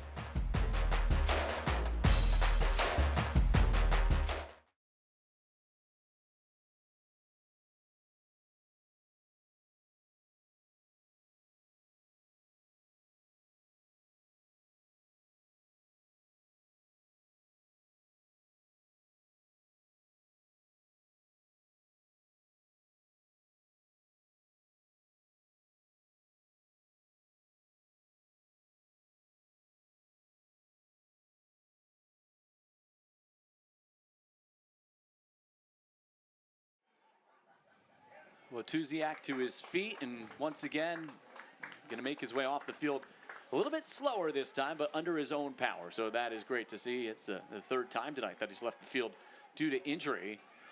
2nd down and 2 is upcoming for Frontier, and this Frontier Falcons team has been very physical offensively and defensively, and again, tonight we'll be picking our Vinyl Outlet defense play of the game at the end of the game. And this is a defense that has set the tone right now for Frontier. Yeah, the consistency of play by Michael Welsh has been at the center of the defense. And everybody's been getting great pressure on West Seneca West all night long, making great tackles, finishing, group tackling. This is what you're seeing. This is the difference in the game. That defense got a stop to start the half and allows the offense to get going here. Braden Ferguson tries the right edge, and he's strung out and does look like he picks up a yard maybe on the play. 3rd and 1, Anderson. Great to see Micah Anderson, who's banged up in the first half out there and involved. Tommy Otis also in on the tackle. Well, this has been a very physical game. Both of these teams, not on the, winning side of things this year. But boy, the conflict and the competition in the trenches, and everybody's hitting each other really, really hard on this crisp October night. It's a great night of football here. One of our best games we've done, I think. 14-13 is really great competition here tonight. Well, I was expecting it too. You're late in the season, temperatures dipping into the low 40s right now. And, fans are starting to bundle up, and Ferguson tripped up in the backfield. It looked like he maybe had his feet tangled with Stack there on that long exchange. It's a 3-yard loss, and Frontier now will have to punt from inside its own territory. So they go back to Ferguson, maybe back to the well one too many times. 4th and 5 for the Falcons with that 1-point lead, but they'll kick it back to the Warhawks.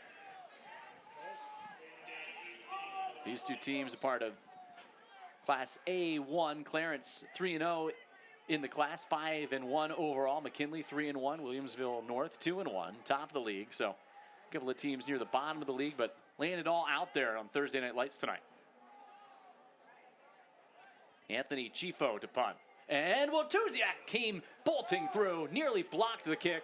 Oliver Dana has his hands on it, and they have their hands on him. He is thrown down by Braden Ferguson on special teams. One of the gunners gets down there quick and doesn't let Dana escape this time.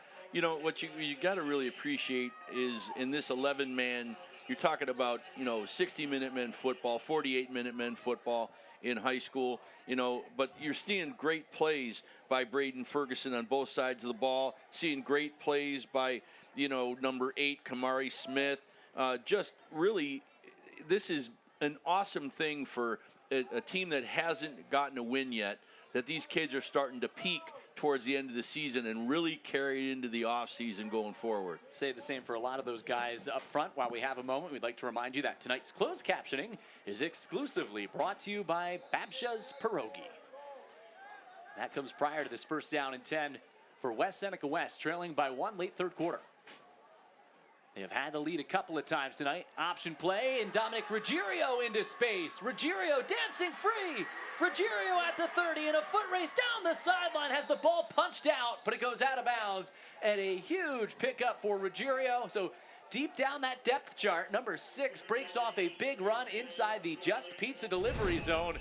And this is just what the Warhawks needed. Touchdown saving tackle by Angelo Schwartzot. That he chased him down, was aware, knocked the ball out. It was a very good play, but it's the end of a great run. Ends up being a 42-yard pickup and takes the ball all the way down to the 17-yard line after an Interstate Batteries first down. And a whole heck of a lot more. And now West Seneca West looks to go back in front. They have led twice tonight, but right now trail this game by our halftime score of 14-13. Stupak keeps it himself, and Stupak inside the 5. He's in. Touchdown. Great way to answer. Ruggiero and Stupak. Coach had a little concern in his voice when we talked to him coming back out at the second half because of the injuries that his team has sustained. Credit to Ruggiero, who's a junior, stepping up. Not a huge man, 5'7", 160 pounds, but he's running through that huge line of Frontier, getting 40-plus yards, and then Stupak takes it in, finishes off a great drive. And the offense stays on the field in a 5-point game to go for 2 here for Mike Vastola. Let's see if he puts it right back into the hands of his quarterback. 7th rushing touchdown for Stupak this season. And back in front for the 3rd time tonight, 19-14. This is a big play here to an attempt to stretch the lead back to 7. And it is Stupak right back, deja vu, and he'll walk in. So the conversion is good. 21-14 to score, and West Seneca West back in front. 3:27 to go, 3rd quarter. Caden Stupak, the senior quarterback, trying to spoil the senior night of the Falcons. 21-14 our score here on Thursday Night Lights.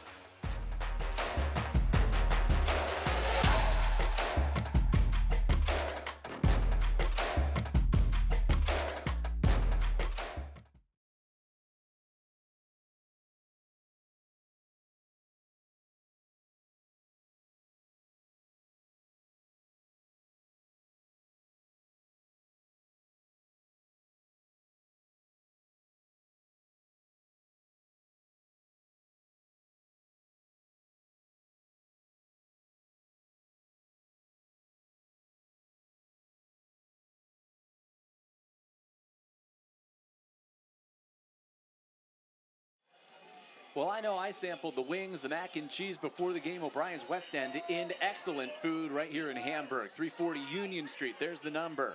Give them a call. They fed our crew before the game. They can feed you when you are hungry, and I can attest, very, very good.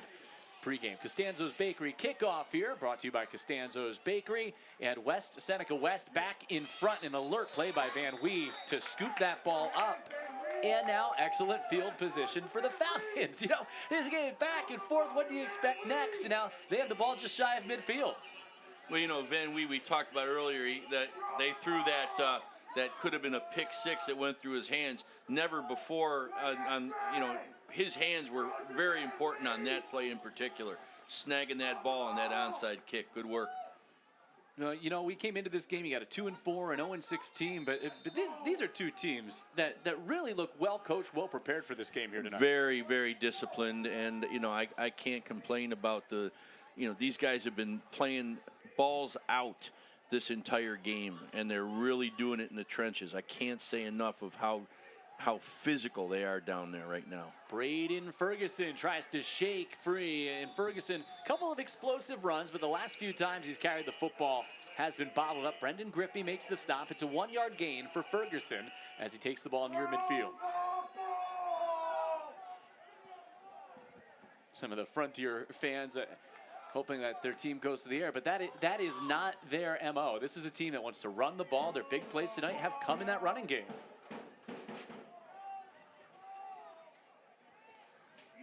You just have to stick with what your team's identity is and what works. And it's not a team that typically is built to play from behind, but so far tonight they've overcome a couple of early deficits. And you've got a quarter and some change. You got to get back in this game, reestablish the run.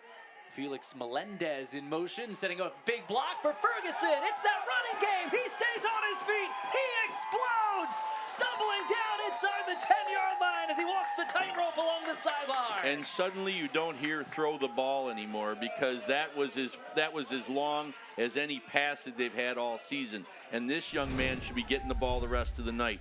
Look at this. Great blocking on the outside. You get these big guys running up the second level, and then a couple missed tackles, and number 11's doing it with his feet. And look at the balance the young man has. Tremendous job. Tommy Otis down on the play on the sideline. He is still down injured on the play as they're inside the Just Pizza delivery zone with an Interstate Batteries first down. We talk so much about the big guys up front, Scott, but also those receivers on the outside. Number 2, Dorian Smith had a big block, and it's an offensive line that's not afraid to pull and get out in front of the runner as well. Well, you know, we talked tonight about Coach Vass saying that they want to be able to get on the outside. But I'm telling you, I think Frontier has been the better of the two teams to do that this evening. Heck of a football game, and Frontier, you know, punch, counter punch. Now's an opportunity to go in and tie this thing right back up. Well, both of these teams have not been known this season for huge plays. You know, I mean, if you take a look at the big play team so far with the pass game has been West Seneca West. You know, they've had numerous long passes of over 40 and 50 yards all season. But tonight, it's been Frontier. Will it be Stack or Ferguson? It is Ferguson. Left side again. Has great balance as he lunges inside the 5. A couple of times on that previous long run, it looked like he was going to go down, but just great balance for the youngster. Yeah, I'm really impressed with how tough these guys are playing. That's how you know they're well coached and they respect their coach and how much they love their school, because these guys could have checked out a couple games ago, but that's why Western New York football is on the rise. It's because of teams like this, even when they don't have a victory, they're still playing like they're playing for a championship. They're playing for each other. That is why Frontier has a great program. And West Seneca West is no less capable of winning this game. You know, they're up right now because they've had to battle back today as well. Frontier doing it for a head coach who's spent 30-plus years in the program, and 87 grad himself. Joe Fashana looking to see his team tie this up. Ferguson this time lost his balance. Down he goes. Brendan Griffey, the linebacker, again making another play. And now you have a 3rd and goal back from the 9. I think instead of pulling the guys down here, because West Seneca West has been showing pressure from the field and they're getting penetration. The quick hitters down here, they haven't stopped you. Let's get back to that. You got 2 downs. This is 4-down territory. You've got to score a touchdown here. So not necessarily a passing situation if you're the head coach. No, I don't believe so. Quick hitters, get the push. You've got the matchup that you want from your center against their nose guard. Dorian Smith, left side of your screen. Kamari Smith, right side of your screen. And it is going to be a pass from Stack. If he can get it away, Stack does throw, and incomplete. Not sure there was, Van Wee was in the area there, it appeared. And now a 4th and goal from the 8. This offensive line is a run, ground, and pound offensive line. They are not a set kick and give you the pass pro that you need. You've still got, it's fourth and 8 or 4th and 4, whatever it is right now, but you've got to go for this. 4th and 8, excuse me, I didn't see that number. But, you know, down here, I still think you got to run the football. Put it in the hands of one of your superstars here, well, you know? They do have a weapon in Anthony Chifo, and they're going to come on and try to make this a 4-point game by kicking a field goal. It could be a chip shot. It's high school football. There's no chip shot field goal, but a 25-yarder for Chifo. Certainly has the leg to get it done. And it's a smart move if you trust your kicker. Trying to make it a 4-point game. Anthony Chifo, 25 seconds left in the 3rd quarter. Talked about special teams. It's a fake, rolling off the fake, and the throw to the end zone is intercepted. Look out here, Ruggiero taking it back the other way. Oh, 100 yards. Yes, down the sideline. He is going to be chased down and knocked out of bounds at the 28. Touchdown saving tackle by Jack McGuff.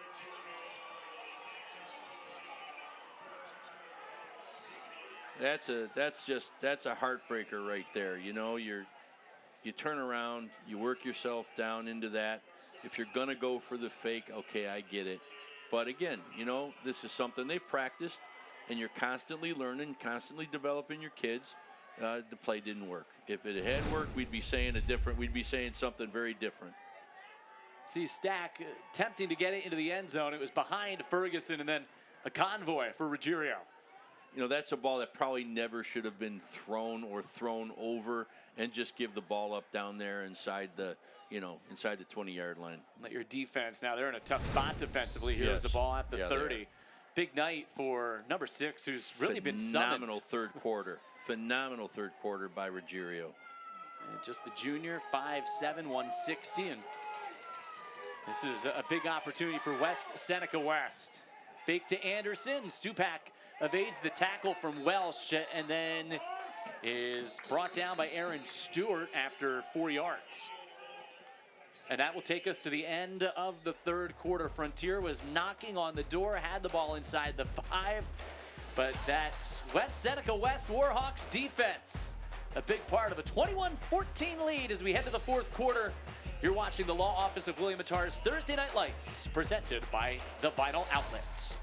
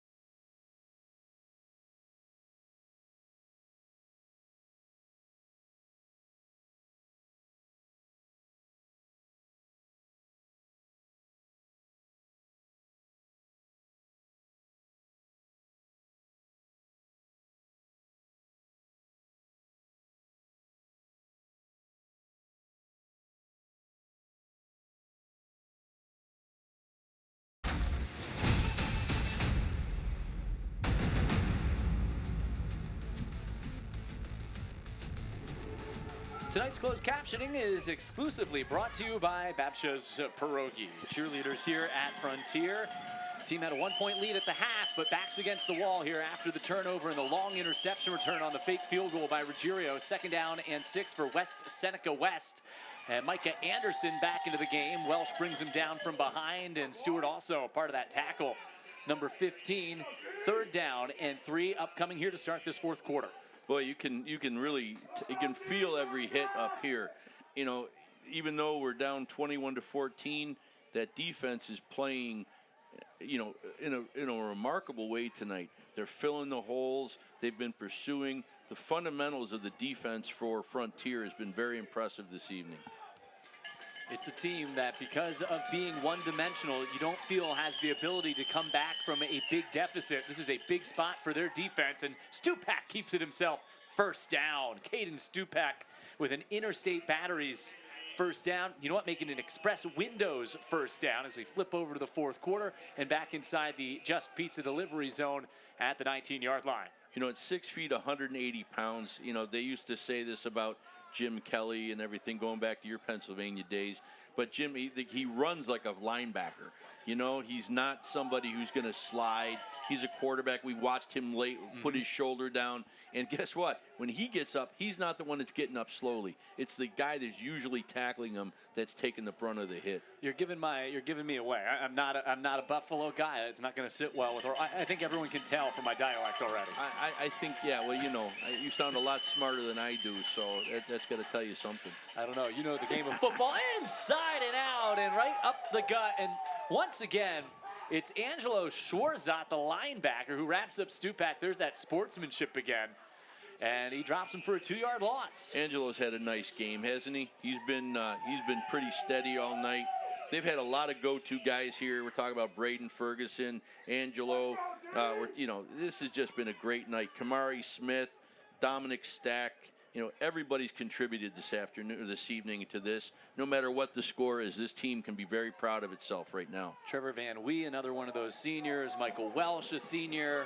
Again, their last time playing here at home, trying to deliver that first win of the season. Anderson on the toss. Oh, there's no one over there. Anderson barrels his way towards a first down, and he's going to be spotted just shy of the marker. It's a 10-yard pickup. Watuziak slow to his feet once again for West Seneca West.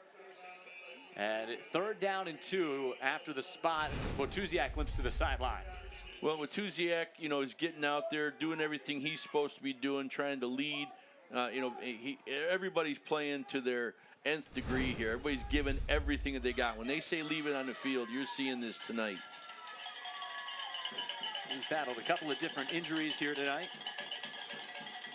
Anderson, you can see the way he runs. He's a bit of a bruiser.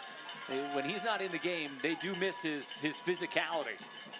I bet this is a Stupak run. No, here comes Anderson.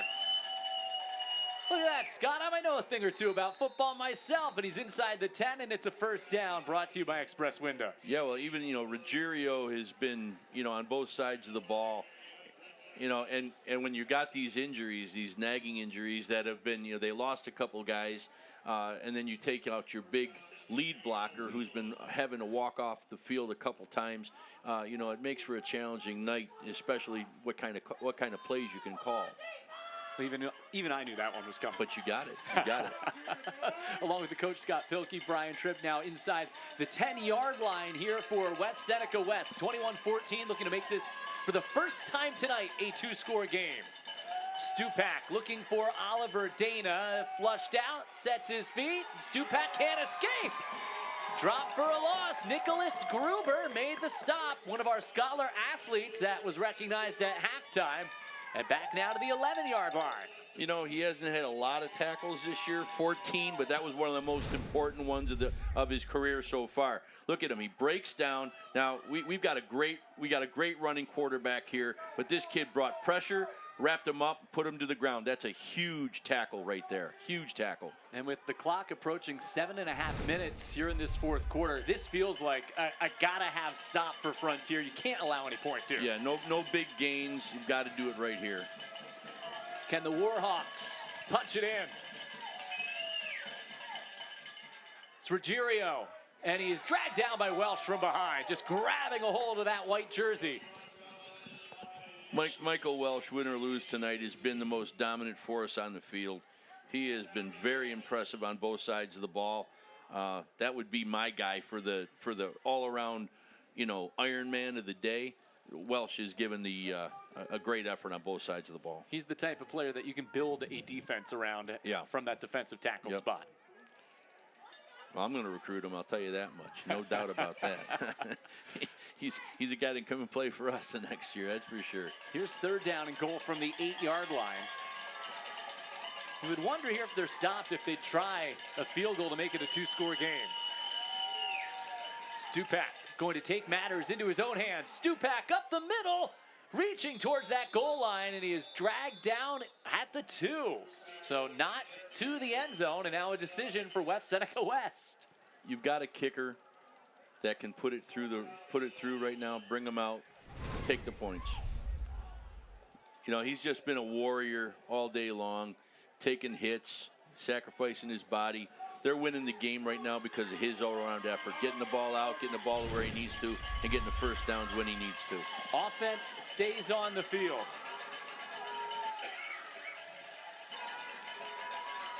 Frontier needing a vinyl outlet defense play of the game. West Seneca West looking to put this away. Timeout. Charge timeout. Frontier timeout. And you wonder now if the Warhawks also will think this over here before what is a game-deciding play with 5:46 to go. Well, I think they're going to put the right blitz in. I think they got to make sure they have the right front. If they've got people upstairs that have been watching this, you know where they're going to go with it. and it's going to be the quarterback. I don't think you're going to see an outside run. They haven't stopped him for any less than 2 or 3 yards a carry, and that's what you got to get here. So I think Stupak is your guy. I don't think Ruggiero gets the ball down here. I think this is a Stupak all the way. This could be a big deciding play in who gets tonight's Niagara Awards trophy. And our trophy presentation will come after the game. Scott will be down on the field. And those here for the bright out at Frontier, hoping their team can prevail and come from behind and pick up their first win. Meanwhile, West Seneca West sitting at 2-4 this season. They'll have West Seneca East next week with an extra day of rest to wrap up the regular season. This has been a heck of a ball game. And, you know, here you have a play, final 5:40 of the game, fourth quarter. And it comes down to one of these big plays that will play a large role in deciding who comes out of here victorious tonight. Well, this is why when you look at the game plan of both teams, Ruggiero, I don't think you give him the ball down here. I think if he gets hit, I don't think he's big enough to roll forward. You've got to put it in the hands of your quarterback. Caden Stupak as the offense is out there for a 4th and goal from the 2.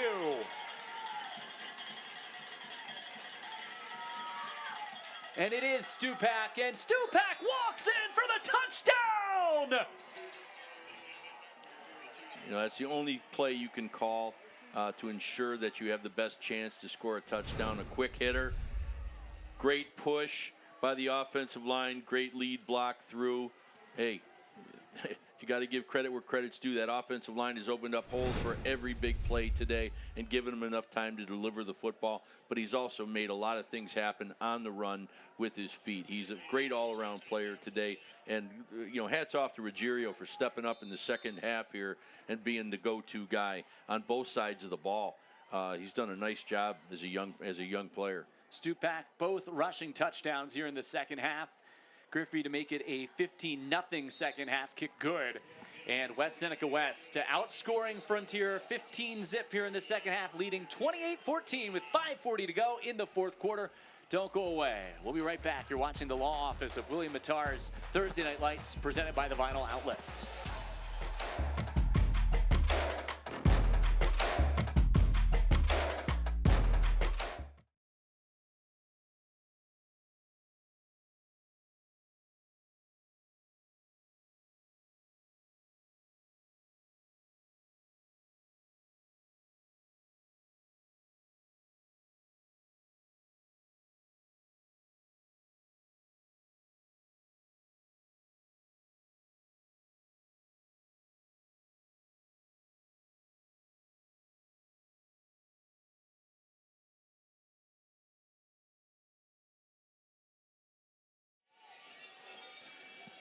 West Seneca West with a 28-14 lead on Frontier. 5:40 to go here in the fourth quarter as we get set up for another Costanzo's kickoff, brought to you by Costanzo's Bakery.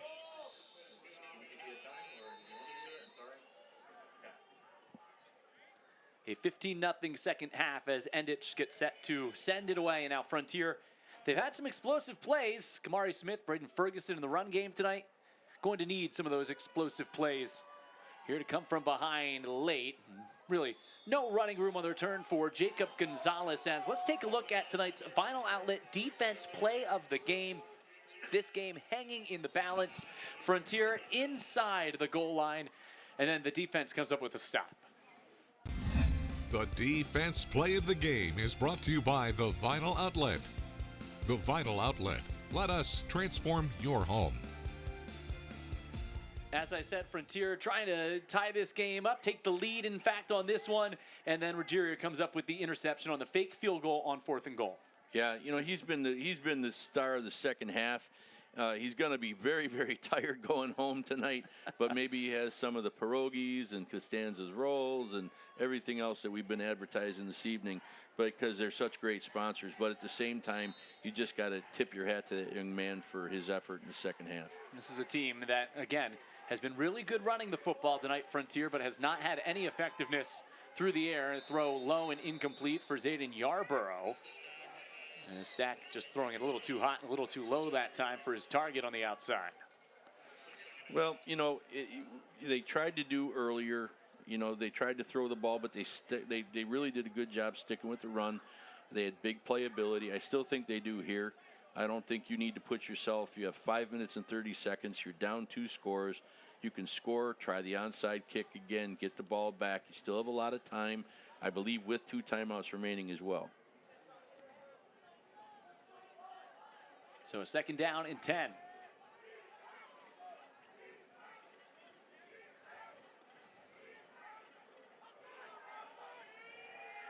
Yarborough, as he throws the football downfield behind the defense. Kamari Smith, they caught him on the trick play. Touchdown!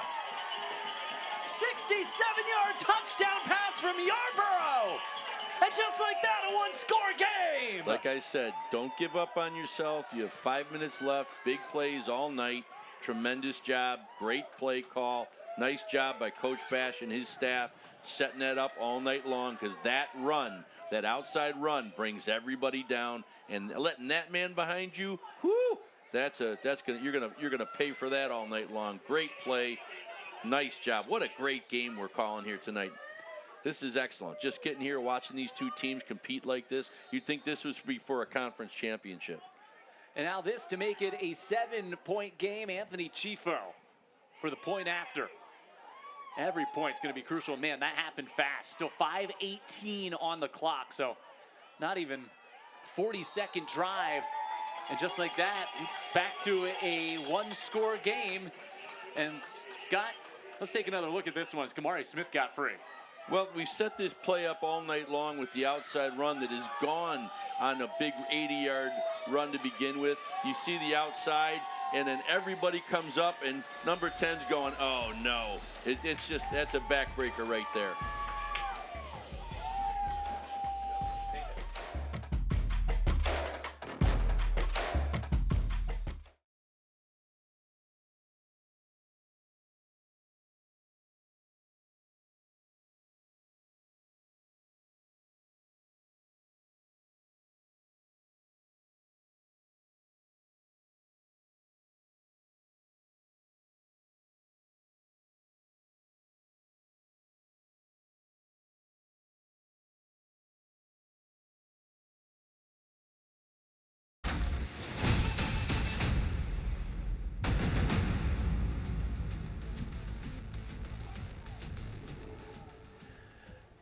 So a Firth Jewelers touchdown in the blink of an eye. Zayden Yarborough, 64 yards into the hands of Kamari Smith. And just like that, 28-21 the score, 5:18 to go. 4th quarter, little razzle-dazzle for the Frontier Falcons, looking for their first win of the year, their highest scoring output of the season here tonight in a 28-21 game with West Seneca West here under the bright lights of Thursday night. Alongside the coach Scott Pilkey, Brian Tripp, our entire outstanding crew on the law office of William Mattar's Thursday Night Lights, presented by the Vinyl Outlet, being treated to a good one.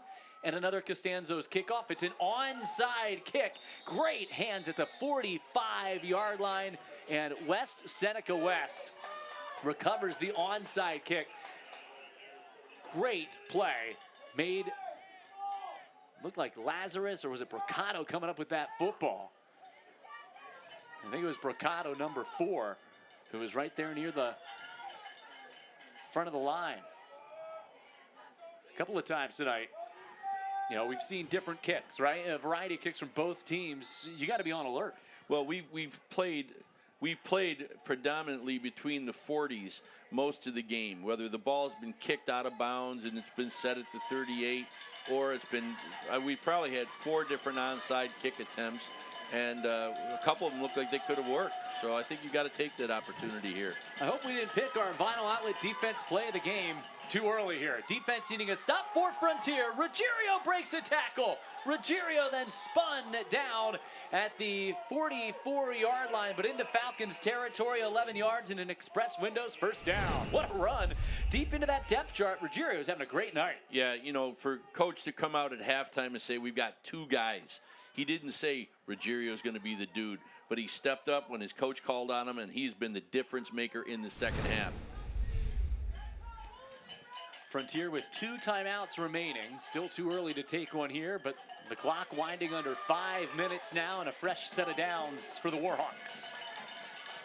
Stupak, a couple of touchdown runs in this second half to bring West Seneca West from behind, and now Ruggiero looking to put it away. Down to the 20-yard line. Touchdown saving tackle by Stewart, and they'll run the clock. He stays in bounds. Just a great run. Again, he's a smaller back who's asking for one playoff. He deserves it, but he gets in behind his offensive lineman, and they just did a nice job covering everybody up. Finds room, and he gets the ball upfield. That's a huge play. So Frontier strikes the big trick play, the passing touchdown to Kamari Smith. Back-to-back runs from Ruggiero, picking up a combined 45 yards on those two runs.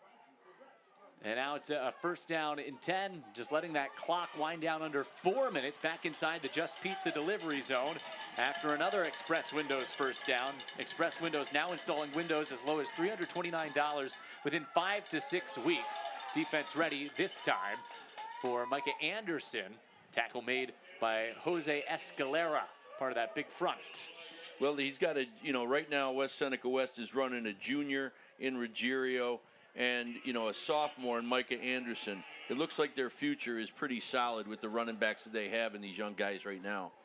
Joe Fashana elects to Sky. I agree with you completely there that this is a team built to have success tonight, trying to close this out with those guys, but for the future. And talk about, you have injuries, but valuable experience for younger players on a stage like this. Well, especially on a stage like this where you have injuries to your senior and juniors, and then you ask these kids to come in and fill the gap, and they've done it beautifully tonight. Second down and 8. A first down may end this one. Right back to the well with the quarterback counter. Stupak to the goal line. He dives, waiting for the signal. He's in. Touchdown! His third touchdown run. Caden Stupak puts it away. Well, one thing that Stupak has done great the last 3 or 4 plays is that you see him with that shake. When we talk about earlier that what he sees, he gets to do. He sees the Mike linebacker. He holds the Mike linebacker with that little stab to the inside. He's got the pull, We're still watching to see if he gets to the end zone. But, again, they don't have replay here. So, it was an excellent run no matter what the call was. It's a great job. And it looked like he was probably down at the 1-yard line, regardless for Frontier. That would have spelled absolute disaster. Still 2 timeouts, 2:50 left in this game, but back to a 2-score lead as Brendan Griffey is on for the point after, and right down the middle, a bullseye for Griffey, and celebration for Mike Vastola on that sideline with West Seneca West. And, every time that they've needed something here in the second half, they've come up with it. Yeah, tremendous play by Ruggiero. The offense has worked really well in the second half. The ability to give your quarterback to take what he sees. He's called his own number 3 straight times up the B gap. It's been the same when he's running it in the end zone. It's a great output by this offense in the second half today. And we've seen that play on his touchdown runs, but also the 2-point conversions tonight. Why can't they stop it? Why is that same play so good? Yeah, just a great job by that young man tonight. There's the West Seneca West Warhawks cheerleaders as they see their team up 14, 35-21. Scott, and that is a play that it's one of those that is coming, and you still can't stop it right now.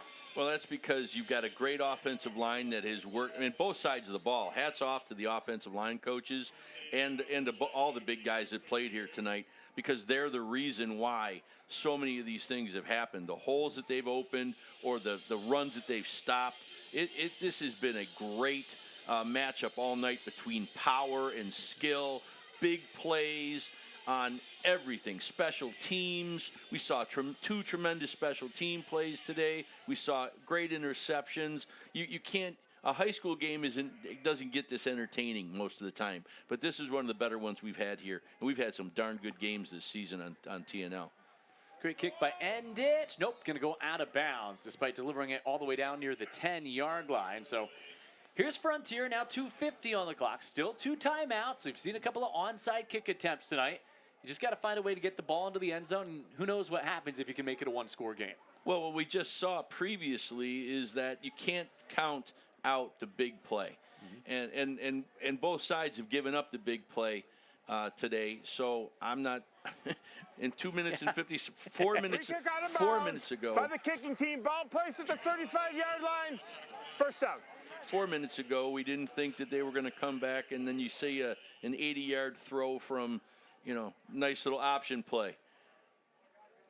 So I would say that they still have that potential in them. And there's Kamari Smith and Zayden Yarborough. It was Yarborough throwing the ball to Smith, and he's had that was a heck of an arm he showed on that play. Wonder if he'll have another chance to throw the ball here down the stretch. Right now it's Stack in the backfield with Yarborough. Kamari Smith in the slot, top of your screen. And Stack under duress from Motuziak, who's back in there again. Throws, and the pass caught. Out across midfield goes Van Wee, and then steps out of bounds at the 45-yard line. Best pass of the night from Dominic Stack. Well, Van Wee is somebody that when you look at his frame, he is a classic tight end build. And that's somebody that I wish we could have seen a little bit more of, because I think in college he is a kid that can come in and play tight end at the 4-year level. He's got that frame. Well, his coach described him as a great kid, smart blocker. When you're a good blocker, you're going to be rewarded, and he has good hands also to go along with that. Oliver Dana, a couple of big touchdowns in that first half for West Seneca West. Part of that defense looking for one last big play here late fourth quarter. Frontier does not look like a 0-win football team, do they? Not at all. Not at all. And really, they have not been in many games this year, surprisingly, and dropped over the middle. Looked like an opportunity for Kamari Smith, who maybe was peeking ahead before hanging on to that football. He's one of the surprises that, if he was in an offense that was a throwing offense, he would probably be one of the top wide receivers in Western New York. He's one of the top talents in Western New York. I mean that physically. What's impressed you about him tonight, besides the speed? Well, you know what I love about all these guys? There's no quit. You're not seeing anybody complain. They're waiting there. They're vying for their time, and when they get their opportunity, they're making the most out of it. And that's what I really love. You're not seeing drama on the sideline here. You're seeing kids with 2 minutes left to go that haven't won a game yet, and they're still playing to finish. That says a lot about your coaching staff, but more about your kids. And the parents should be very proud, too. Dorian Smith, Kamari Smith lined up here with Yarborough. Trips to the near side. His Stack just throws it up. Yarborough makes a spectacular catch. Immediately brought down at the 34-yard line by Tommy Otis, but that's good for a first down, brought to you by Express Windows. How many incredible plays have we seen by multiple people here tonight?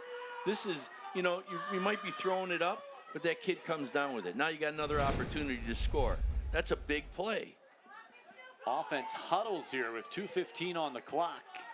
Yarborough, still 2 timeouts for Frontier. Obviously, they're going to be in an onside kick position if they're able to get into the end zone to make this a one-score game.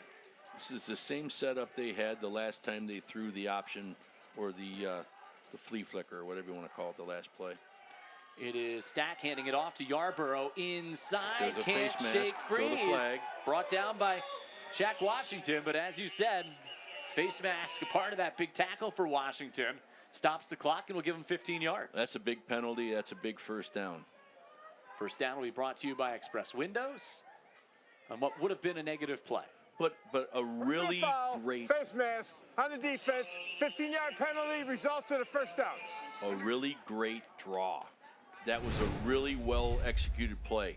If you saw it earlier, the quarterback set it up, he sold it, and then this guy tried to make something happen with his feet. Well, guess what? He drew a penalty, their first down, moving forward. Inside that Just Pizza delivery zone at the 19-yard line. Clock down to 1:47, but clock stopped here as the offense has a first down and 10. A lot higher scoring game than I think we both anticipated tonight as well. This has been incredibly entertaining here on Thursday Night Lights. Stack going for the end zone. Dorian Smith. He made the catch. Oh, what a grab by Smith. It's a one-score game. Don't go away just yet. Well, I've been saying all night that I'd rather have that young man run the ball than throw the ball. But out of all the time that you're going to throw that, that's the best throw he could have made all night long. Great job. Couple of big throws by Dominic Stack on that possession. The one to Van Wee, a great grab by Yarborough, and now Dorian Smith comes up with the spectacular catch along the sideline as he threads it in over the defender. So it's still 2 timeouts. You don't necessarily have to recover the onside kick. You'd still have, again, limited time left, but Frontier with the stop would be guaranteed to get it back. First things first, Anthony Chifo with a big point after. Chifo drills the extra point. 7-point game.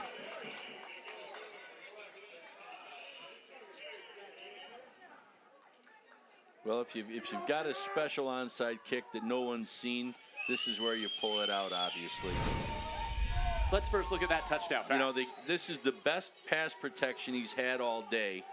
He throws that ball perfectly.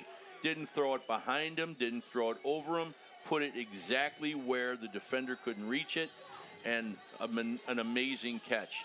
Look at the concentration. Looks it in. Great job by that young man right there. Excellent coverage on the play as well by Oliver Dana, but just a better throw and a better catch.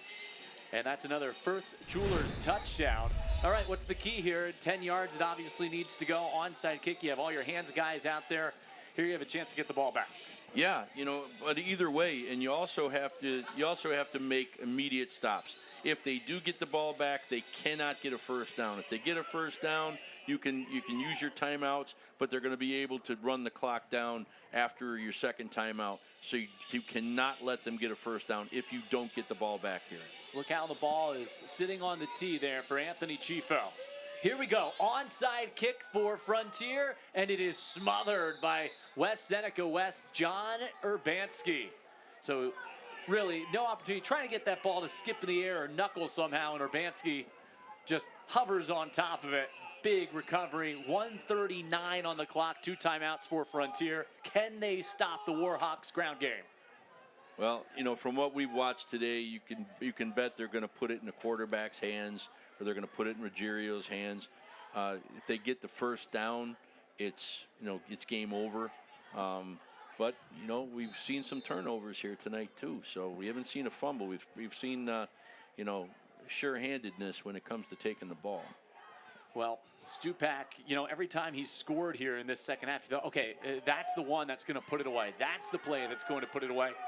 He still has the ball in his hands with 99 seconds on the clock, needing one more play to put it away.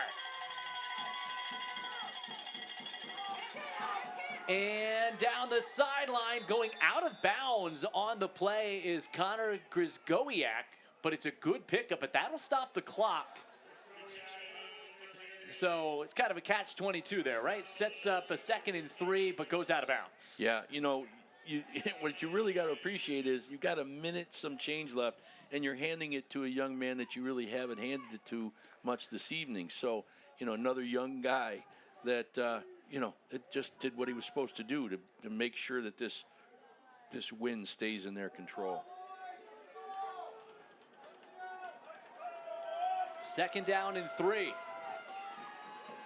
7-point game. First down ends it for West Seneca West. It is Stupak following his blockers and right near the 43-yard line. That is enough for a first down, and that should close it out. An Express Windows first down, 35-28, and West Seneca West, despite Frontier's best tonight, is going to prevail with its 3rd victory of the season. Frontier now will utilize its timeouts, one of its 2 remaining timeouts. But at this point, West Seneca West can go into the victory formation. Let's take a look back at how we got to this point here tonight. Wildly entertaining game, 35-28. And Caden Stupak getting things started, going to Oliver Dana deep. That was on the opening possession, a 6-0 lead. And it looked like right off the bat that West Seneca West was going to blow this thing out tonight. But then Kamari Smith and the big plays tonight, Scott, for Frontier. Yeah, just this young man hits full stride. There's nobody on the field that can run with him. We saw this type of stuff all night long with the big plays on both sides of the ball. Here at special teams as well, a big part of this game, and it's Oliver Dana once again. Trailing 7-6, his team would go back in front. He takes it untouched from 40 yards out on the return. Yeah, this is just effort and great vision to come back across the field. And then you talk about great vision. Look at this one. He gets into the second level, and then he's gone. You saw this type of stuff all night long. What an exciting game we got to call here tonight. Another one, Stupak is run to the right. with great success all evening. It's that particular play that is the difference in this game tonight. You see it again. Here it is, right up the gut, takes it in. Now here we are. That was 2 of his 3 touchdowns tonight. Flag flies. I'm surprised they're not just kneeling this out, going back to Ruggiero. He's stacked up for a yard loss. And it's an illegal motion call against the offense. Again, not sure why West Seneca West just is not taking a knee here in victory formation. Come over and talk to the Frontier sideline. I would assume here that this penalty will be declined and set up a 2nd and about 13. Scott's going to head down to the field and get ready for tonight's illegal trophy presentation. On the offense, that penalty is declined. The clock will start on the snap. 2nd down. But because of the penalty, that stops the clock with 71 seconds left. West Seneca West just needs to kneel out this game. Don't forget, coming up, Scott will be down on the field. Tonight's trophy designed by Niagara Awards. Clock stopped until the snap. A 7-point game, and Frontier just with 1 timeout remaining, barring another penalty on the Warhawks. This game's over.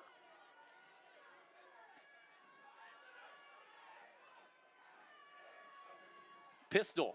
It is Stupak picking his way through the defense and securing that football as he takes it to the 38-yard line. Timeout Frontier with 1:04 on the clock.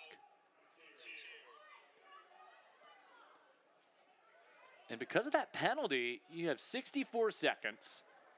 Frontier may get one last chance at either a punt block or, I mean, I just cannot believe that West Seneca West did not kneel the football down, but the penalty, running out of bounds, a few late game situation blunders here. And Frontier and those seniors hoping that this isn't the end of the road, and maybe they will get a chance for a last second miracle. Message right there from the Frontier sideline. Find a way to come up with that football and create a turnover.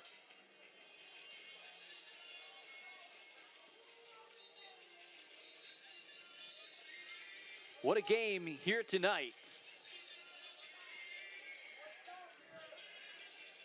Part of our outstanding Thursday Night Lights crew, Brian Tripp and Scott Pilkey here in the booth. Scott down on the field for our trophy presentation after the game. Still a couple more weeks here, a part of our TNL package coming up. Stupak on 3rd down and 6 with 1:04 to go. Keeps it himself left side this time. Nothing there. Welsh made another tackle along with Stewart. And the clock at 52 seconds. They will need to run at least one more play, which means Frontier will have one more chance to get the football back, surprisingly. Again, this should be over. And it looks like the Warhawks sideline and Mike Vastola will use a timeout right when the play clock gets down to 1.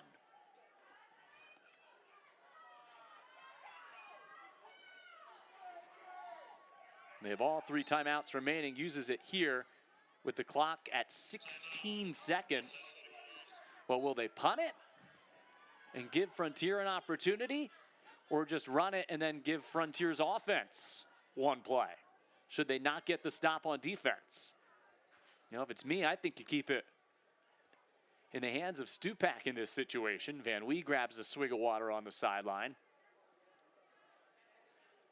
Great effort by that West Seneca West team tonight. Well, Tuziak had the gutsy effort. Stupak 3 touchdowns. Oliver Dana, the big plays in the opening half that we showed you. Braden Snyder anchoring things up front in this ground game. Ruggiero obviously had the big interception, a couple of big runs. In a game that appeared to be over, probably should be over at this point. But Frontier hanging on by a thread here late. Again, Scott, after the game, we'll have our trophy presentation, and we'll hear from the winning team down on the field. So here we go. We've got a 4th down and 5 from the 38. Stupak, option play. Stupak cuts it up, lowers the shoulder. He's close. And he's got it. It's a 1st down for Stupak. Just got the 1st down. The game is over.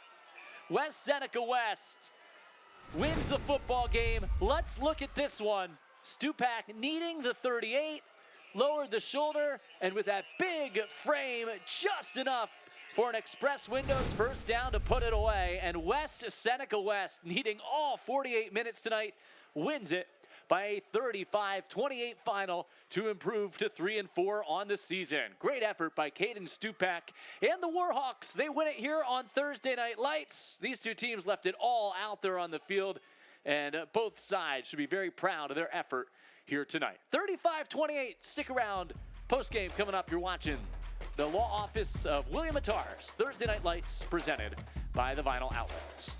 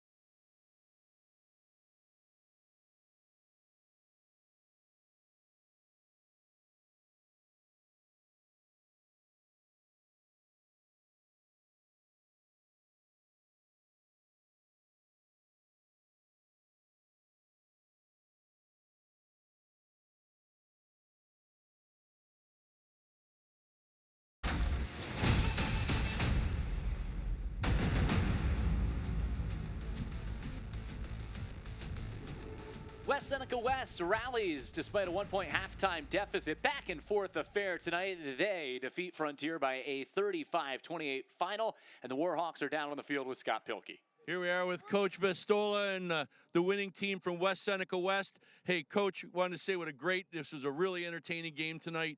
And we want to thank you guys for doing such a great effort for us. And this is the William Attar Thursday Night Lights Championship Trophy. Guys, Coach, I just want to ask you, who is the key tonight in the second half? What do you think was the biggest turnaround for you in the second half? Well, all three phases. Our hands team recovering onside kicks. Our punt team covering them. Offensive line taking over, our backs and quarterback running them over, and defense putting them in some bad situations. So a whole team effort. Great job. Hey, guys, congratulations on your win. Thank you, guys. Back up to you. All right, Scott, thanks so much. Celebration continues for West Seneca West as they improve to 3-4 on the season. This was a back-and-forth battle here tonight, and hopefully next week our game lives up to this one, as we'll have Health Sciences and Grand Island. That's Thursday, October 24th at 7 p.m. So that is our matchup next week as our Thursday Night Lights schedule continues here into the month of October. A chill in the air here tonight, and we were treated to a fantastic football game. For our entire crew and Scott Pilkey, I'm Brian Tripp saying so long. West Seneca West wins it by a 35-28 final score. Thanks for tuning in.